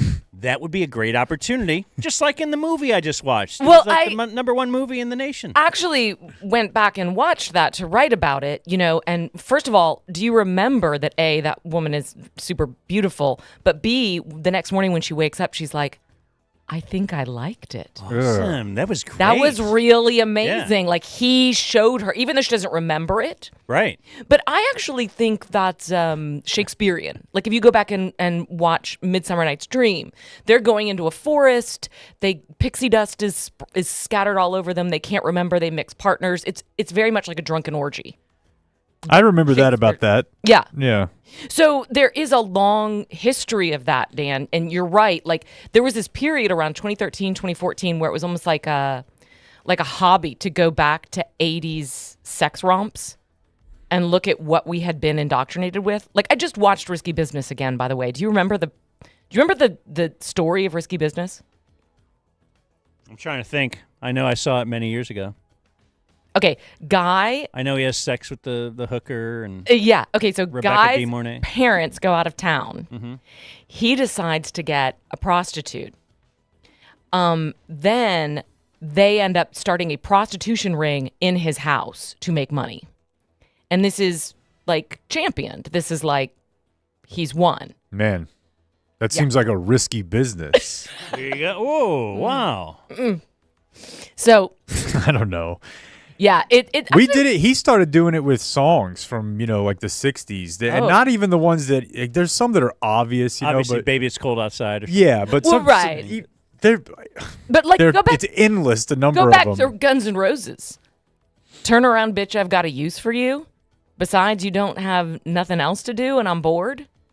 That's an actual line. It's but factual. Again. That line doesn't reference "Wish You Were a Little Older" or something. Or there's so many songs from the '60s that are just—it's insane. Steely Dan songs are infamous for this. So okay. So anyway, so that's how. Yeah, that makes sense now. And like I know everything about the Harvey Weinstein case. I know everything about the Johnny Depp case. And I gather when you say probably like run afoul of the dogma on this and the role that alcohol plays in like the Me Too thing is, again, tell me if I'm wrong. Is it the idea that look, if you're getting blackout drunk, that you're somewhat responsible for putting yourself in that state where you are unable to consent? Well, there's a couple things going on. One is that I think the Project of Feminism has asked that women be like agents of their destiny. Like I choose, like I make a choice, right, and I have to step up to it. And a lot of the Me Too language felt like it was female protectionism. Like they can't make their choice. Men need to get better. You need to protect them. And I found that bristled against some of my understanding of what it was to kind of be a woman, be an adult. Yeah. Be responsible for your own dumb decisions. Makes sense. This all makes sense to me. Well, on the same case, being a man, I do think men should probably get a little better and not. No question. Not be tagging passed out chicks. That's rape. Yeah, we stand firmly against it. And firmly, yeah. But you don't have to scroll back the tape in pop culture that far to see like shows about that. There's something called like Rules of Attraction where that's a plot line. So anyway, the point is there was so much of questionable behavior and Me Too stories kind of live in the gray zone of hookup bacchanal. Right. That emerged really in the decades after dorms became co-ed, because it wasn't until dudes and young women, like women used to have curfews at college. You can hear Camille Paglia talking about this. You know, like back in the 60s, the men could stay out all night, but the women had to be home at 9 o'clock or 10 o'clock. Damn, that sounds awesome. And so you know, Paglia's generation was like, we don't want curfews either. And the protectionists said, but you'll get raped. And they said, then let us be raped. And then that's what happened. And it's very complicated. I mean, I don't have like a line of like I don't know. There's not. Now, where does all this fit into Diddy? Well, Diddy is actually not a normal Me Too, but still Me Too story. But he kind of comes out of more of the hip hop bacchanal. So the 90s and the aughts, where it becomes really cool to also have been in I mean, this is more Jake's specialty. Yeah. 90s the sex trafficking case. I don't know. I don't want to be 90s kid. Look, this Jeff Toobin over here. But no, it came up because I'm asking her, how did you get into this case? And now I get it, because there are people like this, writers like her, who are into all of these types. She's probably got Baldoni opinions. I do. After, that whole But case, it's that's a very boring case. Yeah. So the Kid Cudi, or excuse me, the Diddy one, of which Kid Cudi was a part of on Friday because he got his car blown up. What is? It feels to me like this Diddy trial, and he was like the most famous person in the culture when I was growing up. Yeah. It seems like it reminds me of our trial, where I don't really understand why all this other stuff is coming up. It's like, a none really of this seems good like question. It has anything to do with the charges that he's being charged with. Because this is a federal case. They're trying to make an argument for sex trafficking and racketeering. So racketeering is Hold on.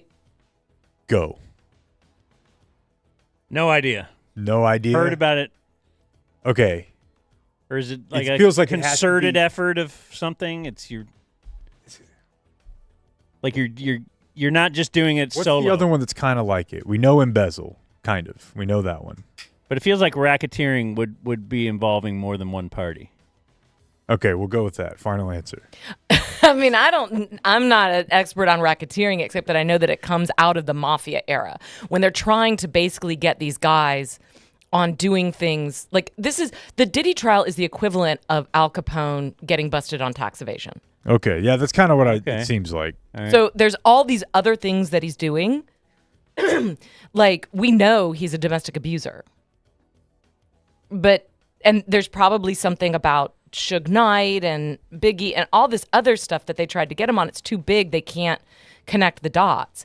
But they could get this, which is racketeering. So we put OJ in prison for stealing his cards because we didn't get him on the other one. So Jake's correct that a lot of the testimony has seemed sort of beside the point, but they're setting the stage for a sex trafficking thing, which is very blurry to me. That part of it is very blurry. The racketeering, though, includes arson, and so the Kid Cudi, is that how you say his name? Mm-hmm. Okay. That story is germane. It's the first one that I've heard that I was like, okay, that just made the case. It's like intimidation. That's part of racketeering. It's super vague. I guess just going around and threatening people is actually just illegal. And he was doing a lot of that. I guess he's going to go to jail. Does it seem like he's going to go to jail? Yeah, I think he's going to get found guilty. Very weird. I guess this would be, I'm trying to think the analogous thing. It would be like Mick Jagger. Okay.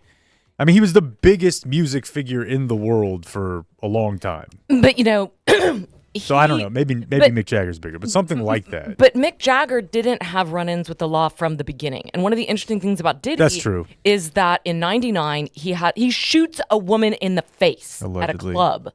She said he did. And then Believe women. Nice. His right-hand man takes the fall for that, okay? But even before that, when he was a college promoter, do you guys know this story? When he was a college promoter at Howard, and he and Heavy D put together like the biggest festival, hip-hop festival, and they oversold the tickets, and there was a huge crush, and 9 people died. He was like 19.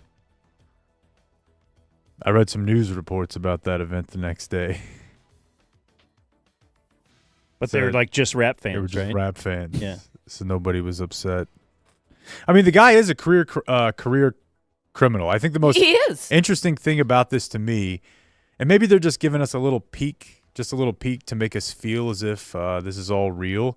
It seems more likely than ever now to me that people that I thought were untouchable can go to jail. Yeah. And maybe like way more, than for sure. Like whenever our parents were kids, But they have to get them on other stuff. But maybe what you're also seeing is that people that were once untouchable aren't nearly as powerful as they used to be. I mean, Weinstein got nabbed because he was losing money for the company. If he hadn't been losing money for the company, I don't think they. Yeah, maybe everything's the same. Yeah, just like Bob Knight Good doesn't get point. fired when he was winning national championships. He was an a-hole to his students and players before that. Isn't that what to go full gummy thought with?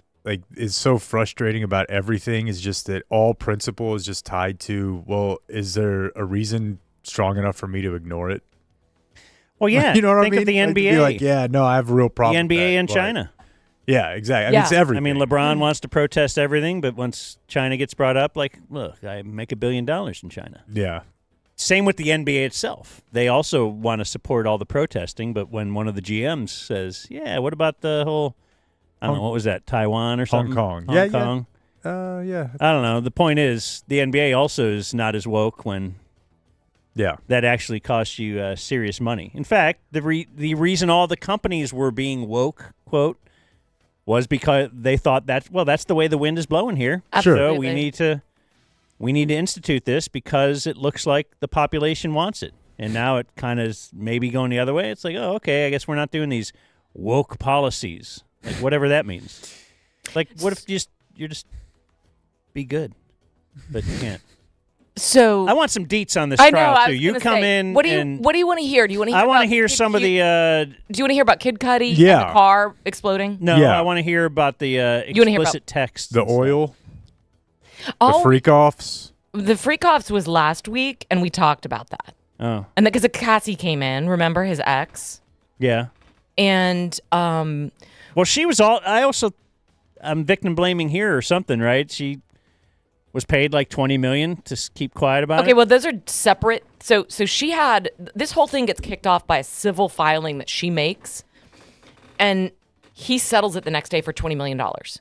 And so all of those accusations were public. What's really interesting is that he doesn't settle it before she files, and I don't know why that is.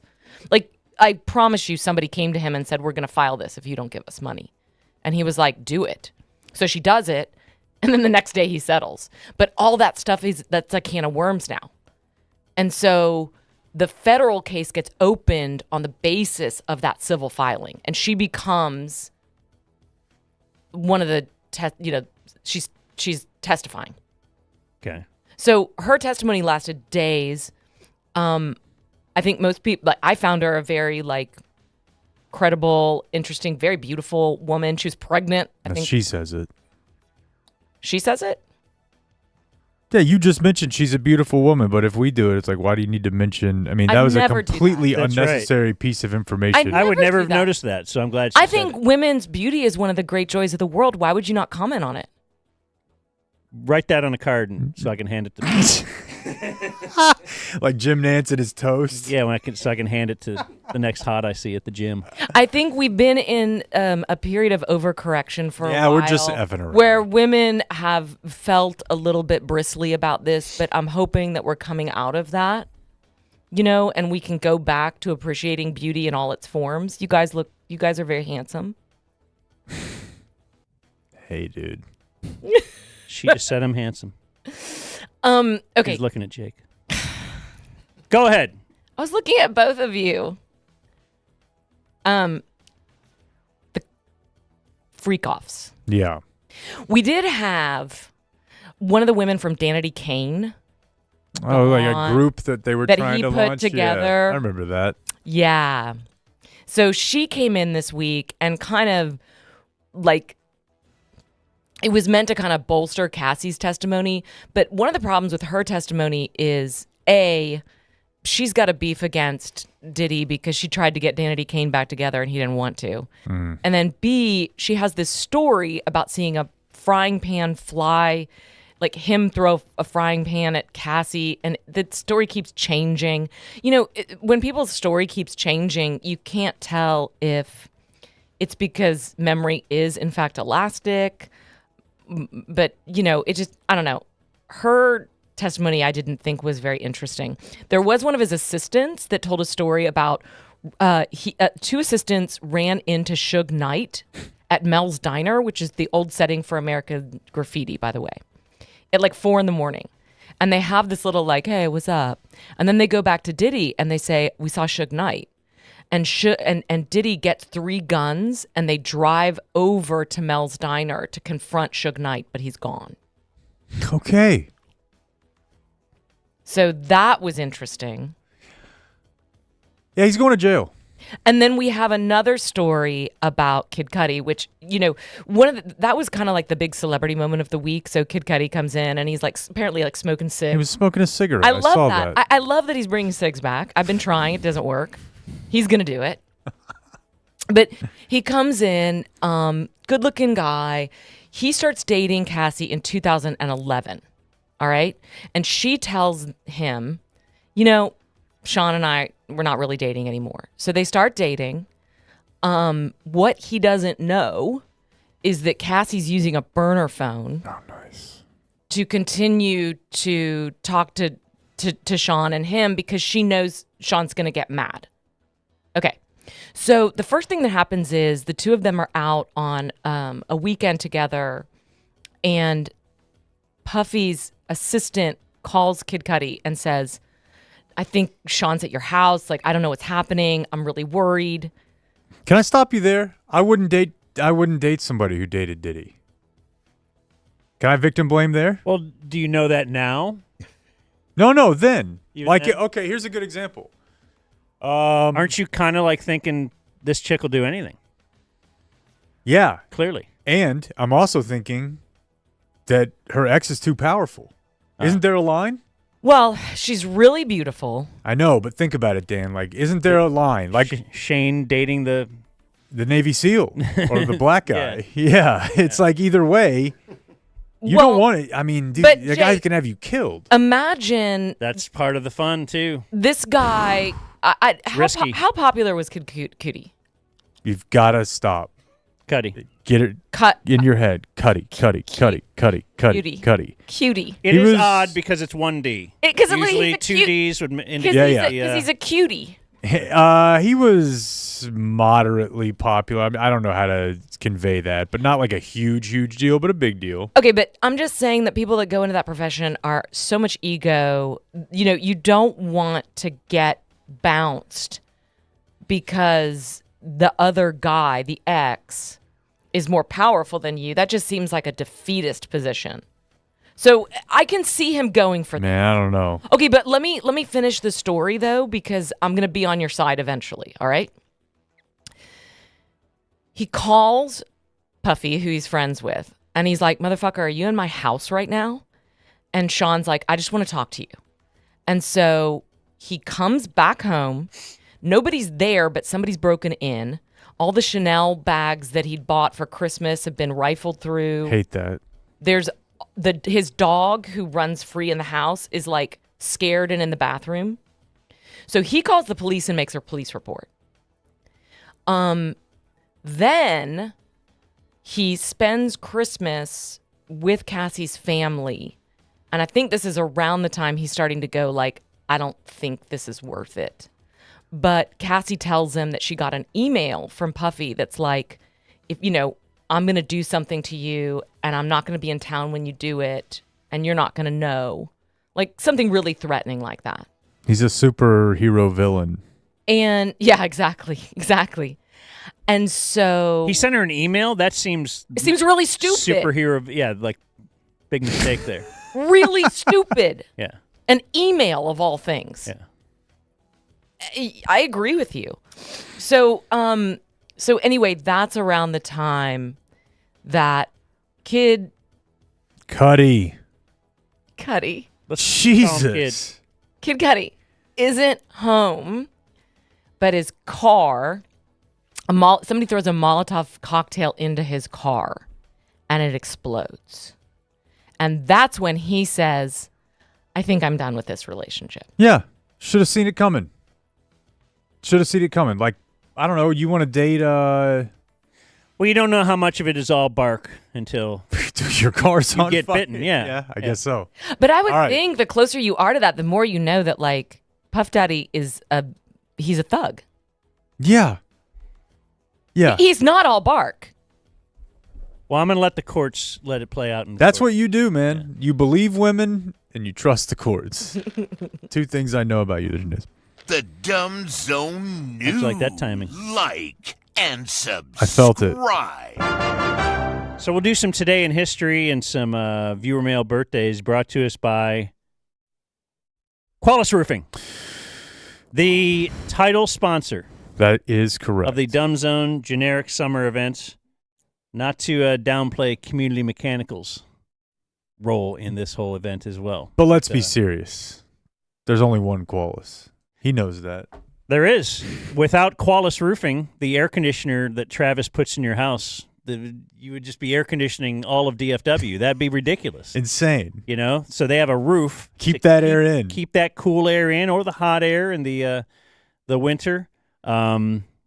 They say you should get your roof inspected did they say, their copy points say every 6 months. That's crazy. I kind of feel like but it feels a bit crazy, but at least do it every year, right? So if you haven't done it in a while, let's why meet not in the get middle between twice a year endeavor. A free roof inspection. Absolutely. And any listener that gets a roof with Qualis, they will pay for a $690 on your behalf. The phone number is 817-500-9008. Good dudes. Very, very good dudes out there. And Give the website.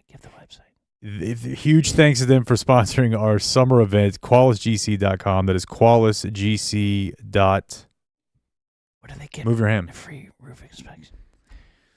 They get a t-shirt. Give them the tell me. I don't feel like the t-shirt's that big of a copy point. Oh, all right.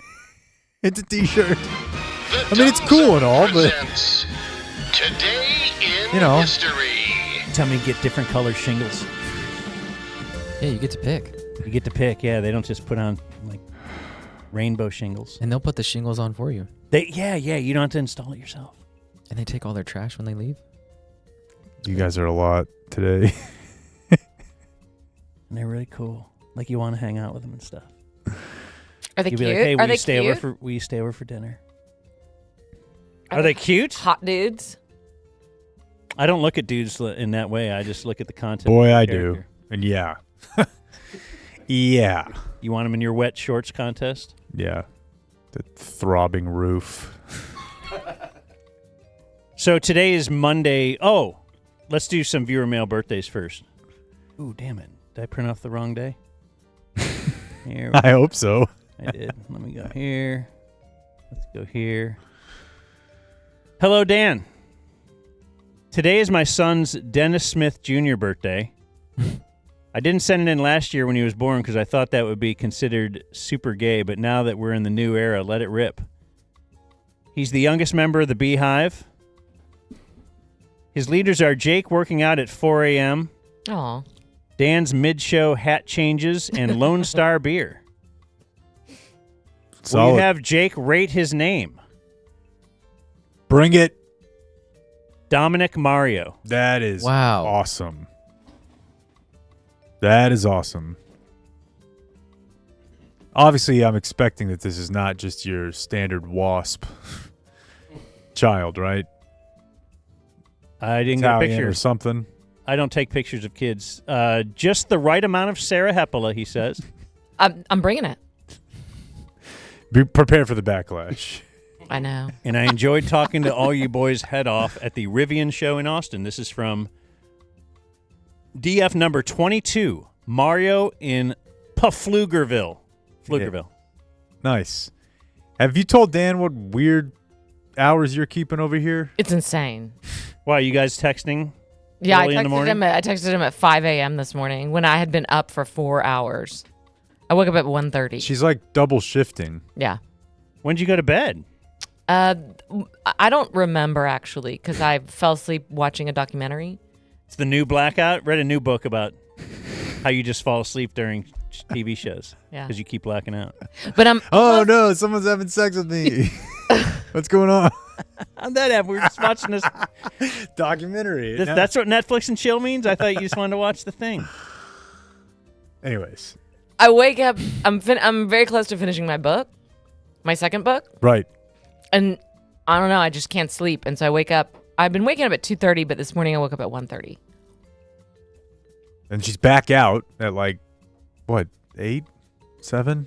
So I work from 2:30 to 7, take an hour-long break, and then start stuff for the Dallas Morning News. But Are you smoking that early in the morning? yeah, I go out and smoke. Hell yeah. I just chain smoke from whenever I wake up. You go out. You don't smoke in your own house? Absolutely not.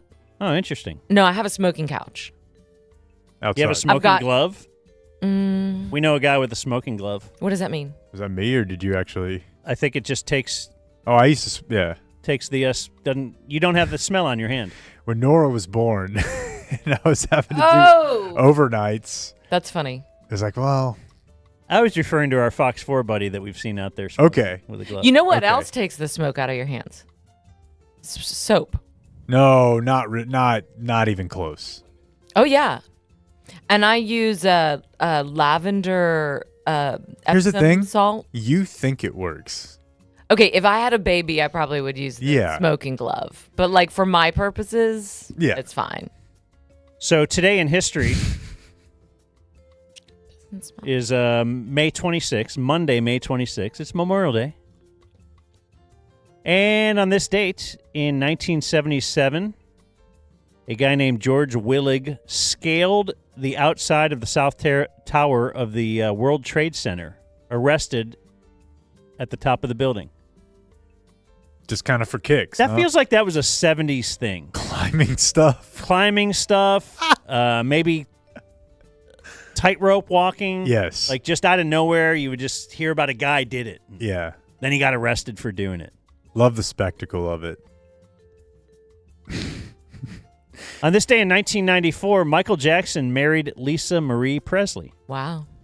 I think my wife which was weird because a lot of people thought like he was gay or something, but apparently not. totally loved buns, lady Yeah. buns. I I think my wife either read her book or her daughter's book. I think they wrote a book together. Did they? Okay. She said it's It's about life with Elvis. I just know she wrote one about being. Well, she's dead now. Yeah, that's why I can't remember, but it was a very hard life. All these, basically, my wife reads books of women who you probably think they had it awesome, but here's why it wasn't. It's a good genre. Do you know what I mean? Very popular genre. Yeah. And at the end of it, I'm like, I'd still trade. On this day in 1993, Jose Canseco, this is the game in Cleveland, I believe, that Carlos Martinez hit a long fly ball. Jose Canseco camped under it to catch it. He missed it. It hit his head and bounced over the fence for a home run. That's the old roids test. Just if your head's so roided up that. I think my favorite part of that is the pitcher is visibly upset, but he still gave up a shot that went 400 feet. Yeah. It's not like it was a routine ground ball to short. But it's a Still, fly it's a warning ball. track fly ball. Okay, but You shouldn't be upset that he didn't catch that? yeah, a little bit, but you still let him hit it that far.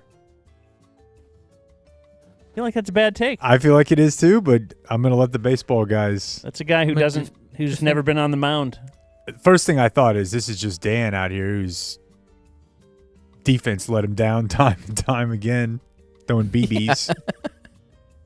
On this day... Well, you're giving up moonshots to the warning track. Oh, in 2021, President Joe Biden ordered U.S. intelligence officials to redouble their efforts Like double, but to investigate the origins of the COVID-19 like pandemic. 4 double times too.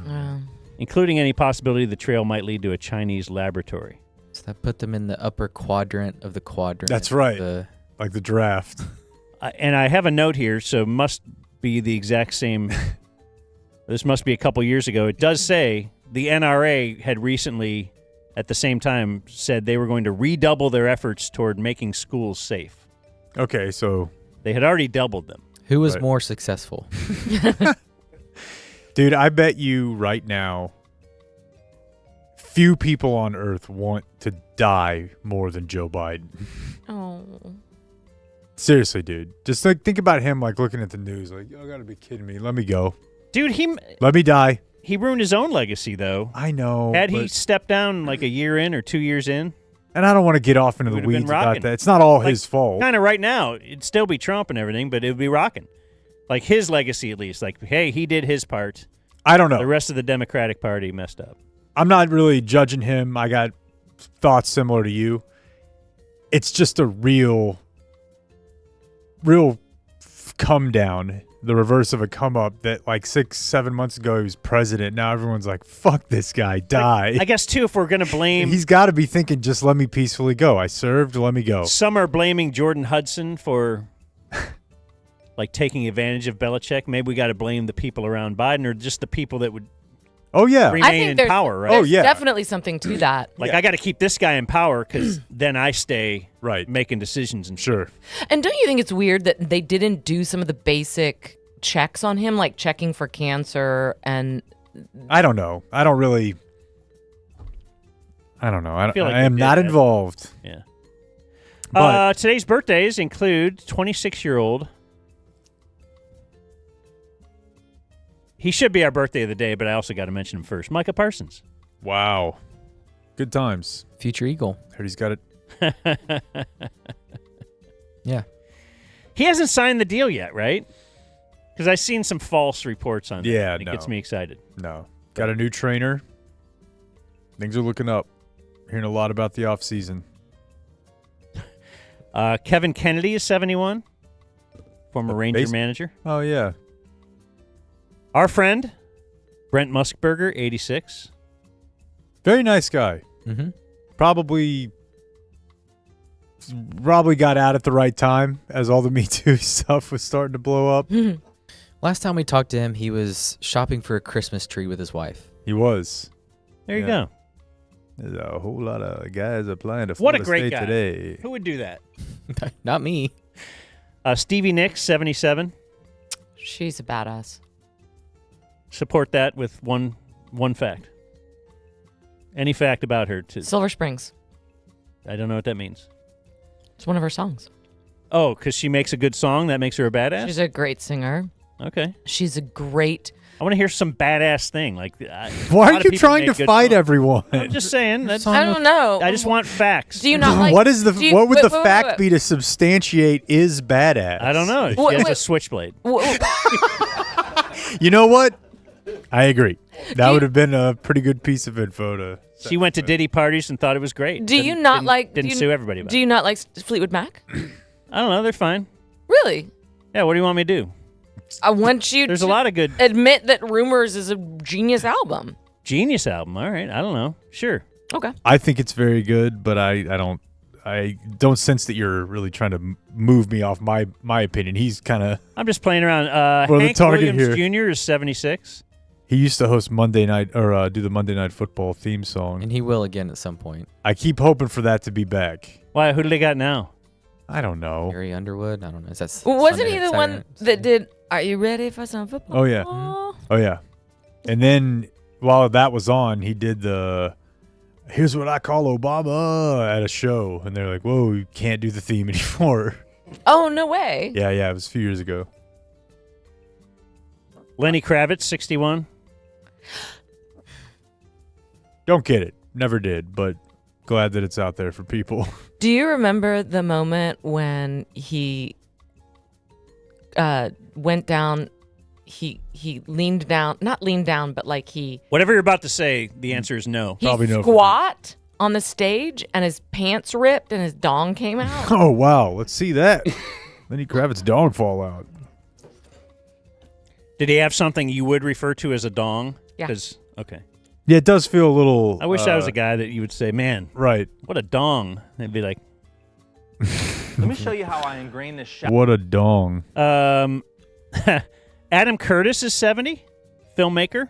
Oh, Can I say genius for that? He's such a genius. Got it. I think so. I didn't know you watch Adam Curtis documentaries. Can't get you out of my head. I fucking love that documentary. I had to watch it like 7 times. Oh my God. Kind of understand a little bit of it. It's so dense. But it's great. Have you ever watched Century of the Self? The PR one or something like that? Yeah, it's about Freud's cousin who creates PR. So it's really about individualism in the 20th century, but it uses PR as kind of the through line. It's genius.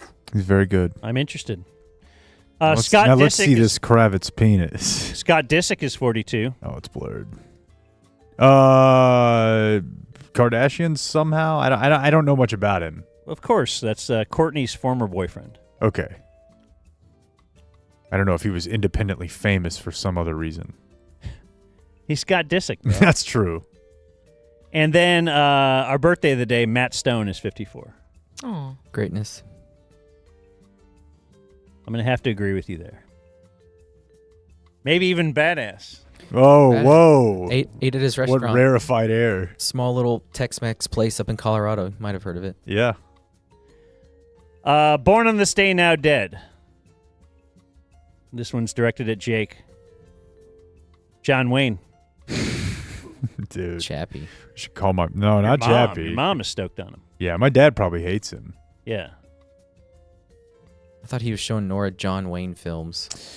No, that wasn't John Wayne, but not far off. It was just that my dad just watches Face Off? Turner classic movies. No, it wasn't even Face Off. It was like old black and white movies where, have you guys seen that old movie clip that's going around where the guy's like spanking the woman? Mhm. She's like out of line. Yeah. No. It's a movie from probably the 50s or something. My dad was watching something like that, Mm. like a Western movie where they tie the woman up. And the kid goes, I know you're doing that, Daddy, because you love her. Yeah, exactly. That's the line. I think it's real. It's real. Yeah. Also born on This Day, Now Dead, Sally Ride. Who was she? An astronaut. What was the big claim to fame, though? First woman in space. The first woman in space. We were talking last week that we've now had 100. Really? Does that include the Lauren Sanchez? Yeah. Yes, it cabal? includes the lower The space. fake stuff. space. But Influencer space. I learned that on space.com's fact of the day. You know what? I haven't seen their picture of the day yet. They do have a picture of the day, space.com. Let's see what it is. Oh, hey, it's stars again.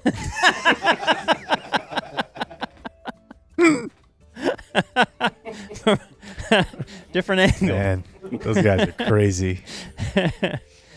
Died on this day, still dead. We have Theodore Morell. Who's that? Hitler's personal physician. Good God. What? He had a doctor. I mean, okay. You know. Alan Bean. Of Mr. It's kind of sad that you don't know who Alan Bean is. He's a astronaut. He's an astronaut. Fourth man to walk on the moon. Oh. He was on the moon, and you have no idea who he is. You've never even heard of him. Well, if there's been 100 women, how many men have Well, that's the been moon. in space? Oh, that's the moon. Fair. Yeah. Yeah, no. We do not let ladies on the moon. What are we trying to do? In this That thing with a moon will turnami? really F with ladies. Yeah. You do not need them up there. Flood the earth. Tides. Jesus. We're not trying to go extinct. Also died on this day, Bart Starr, who had two sons, and Ray Liotta. Oh, greatness. Godfather. Dang it. Goodfellas. Shoot. It's all right. He just watched Goodfellas and he Failed liked it. you. And that was Today in History. You think it's weird? I remember him from the Chantix commercials now. Like, he had this illustrious cinematic career. Now I can think of him as being like, and then it helped me quit smoking. It wasn't illustrious, though. I mean, Goodfellas was the peak, and he's so good in it. And then it's just kind of like, yeah, I guess that's kind true. of like flamed out into all these like he often played like an abusive husband or boyfriend, and in these thrillers, you know, because he had that intense look. Is she closing remarks? No. Well, I mean, you can use her, but I mean, Travis Gafford is today's sit-in, and I believe closing remarks belong to him and his little band of thugs that he brought in here. They love that. But whoever you want to label with closing remarks, because I know you need to label everything. No, it's brought to us by Lone Star Beer. Ooh. Lone Star Beer. Of course, we know them from their great sponsorship with us. Their merch, LoneStarBeer.com. If you use the promo code DumbZone21, you can get 21% off merchandise. Must be 21 or over to purchase to get a sweet hat like the one I'm wearing right now. In fact, you know what else you can buy there? Let's see. Travis happens to be our 100th sit-in guest, and for that, we will give him a Lone Star Beer bottle opener. Incredible. It is the national what beer a of day. Texas. What a day. Yeah. This is it's amazing, Lone Star Beer, what they've been able to do. Authentically Texan, crisp flavor. And it says here on the copy points, perfect with a tray of barbecue. That seems to be pigeonholing Lone Star Beer a little bit into, but I don't think it's only barbecue. No. You can eat it like with a sandwich as well. Chocolate cake. According to, well, I don't know. Or your hot dog on Memorial Day. There you go. Okay. Yeah. I don't know that he's or getting caviar. Sure. Maybe. But anyway, so thank Next you. time you get hibachi, Sherbert. Lone Star Beer. See, Jake is really not understanding. DumbZone21. Jake's forgotten already what it's like to. Although maybe if you're Jake, you are having it with chocolate cake and sherbet and whatever. Anyway, closing remarks. Why, do you have something pointed for Sarah? No, I actually just wanted to make sure that they got their time. Yeah. No, they were booked before Sarah. Well, here we are. Community Mechanical's own, the only guy who can speak for Community Mechanical, is, according to The only him, one. is Travis Gafford. Yeah, no, we appreciate you having us back out. When your first sit-in, Community Mechanical didn't exist. It was a dream. It was in mere weeks away. Yeah, we were. It was in your business balls. We had been in the negotiations for a while, and we were hoping we were going to be able to tell. You don't like that? Sorry, Travis. Yeah, you had told me. I remember talking to you after the show, and you were like, "Yeah, we're going to be doing this thing. I don't know. We're kind of interested, and can we do a little advertising maybe?" I'm like, "I don't know, dude. We're kind of full. Okay, we'll look at it. Do it." Hey, it's been great. Anyone wants to advertise, I'd say that, definitely do it. We, in fact, shout out Dario Aguilar. We just signed him up this morning to change out his HVAC system this week from the Dumb Zone. Nice. So, going great. I only have a few things, and then I'll let these guys, if anyone has anything. So, the first thing, last week, Jake, you had talked about like wanting your kid to run right, and how the guys from APAC had said that. Well, I actually sent my son and my daughter to APAC last summer. They have a class where they will teach the kids just to like how to run right, functional movement, that kind of thing. They loved it. So we're going back again, but I thought I should bring that up because it was something that was really big for us because both of our kids kind of ran weird, and especially like they just weren't. I feel like if you came up kind of post-COVID, you weren't out running and doing as much. Yeah. So that has really helped them. The teachers there are great. Yeah, and you just we're watching our kids work out, and it's like, oh, there's, Noah Syndergaard or whoever. So that was a cool experience. The other thing that I have to say, Jake went to the game with Drew and I on Friday, and let me just tell you what a pleasure it was to see Jake in the lab crafting what food he was going to get on the way back from the game.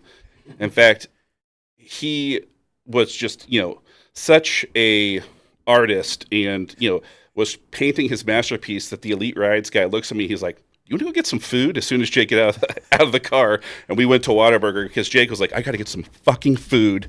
And he's just scrolling through the app. He's putting things in the cart. After the game. Yeah, no, I planned it perfectly. Like I said, I was with Community. I had some Early Bird. I had some Lucy. We had Elite Rides. And on the way home, I had avoided food at the game. I didn't want to do it halfway. My thing with eating like trash food, not trash food, obviously, junk food, let's just call it what it is I want to really get my money's worth. So for me, I'm going to just eat a massive Whataburger meal. I don't want to go have 2 hot dogs at a game because I'm going to feel like, oh, that's kind of a cheat thing. If we're going to do it, let's do this. And so for me, I had a very large Whataburger order waiting out front. And you believe in delayed gratification? You don't do it? Yeah. You've been thinking about it all night? Yeah, I was thinking. I kept saying to him, I was like, dude, I'm so hungry, but I got to wait it out. And it was waiting for me out front when I got home. The options on the Whataburger app, folks. They have cheese you don't know about. It's true. It was a great time. It was. Yeah. We actually ended up in the Whataburger line next to your house. Elite Rides came through great. It's a good time. That's awesome, man. Does he have to? Did you let them speak? Yeah, I'm pointing at anyone. I think I just want to thank you for your service. Yeah, we need to hear from the veteran. Yeah, it's true. No, I'm good. Okay. That's it. Drew, nothing to say? No, you don't let me speak. It's an I'm trying to. God, you're like my wife. It is funny because Travis is a really large guy. Drew's not as large, and he was kind of, it's me, it's Machine. We're really tall, and Drew's like, what are you guys talking about? Yeah. What you guys doing? Like, don't worry, bud. All right. Thanks, Sarah. Thank you. Adios, mofo. We gotta go before this becomes a zoo. Thank you for watching my video. Subscribe and type for my name if you want to watch more of my video. What does Blake do? What does Blake do? What does Blake do?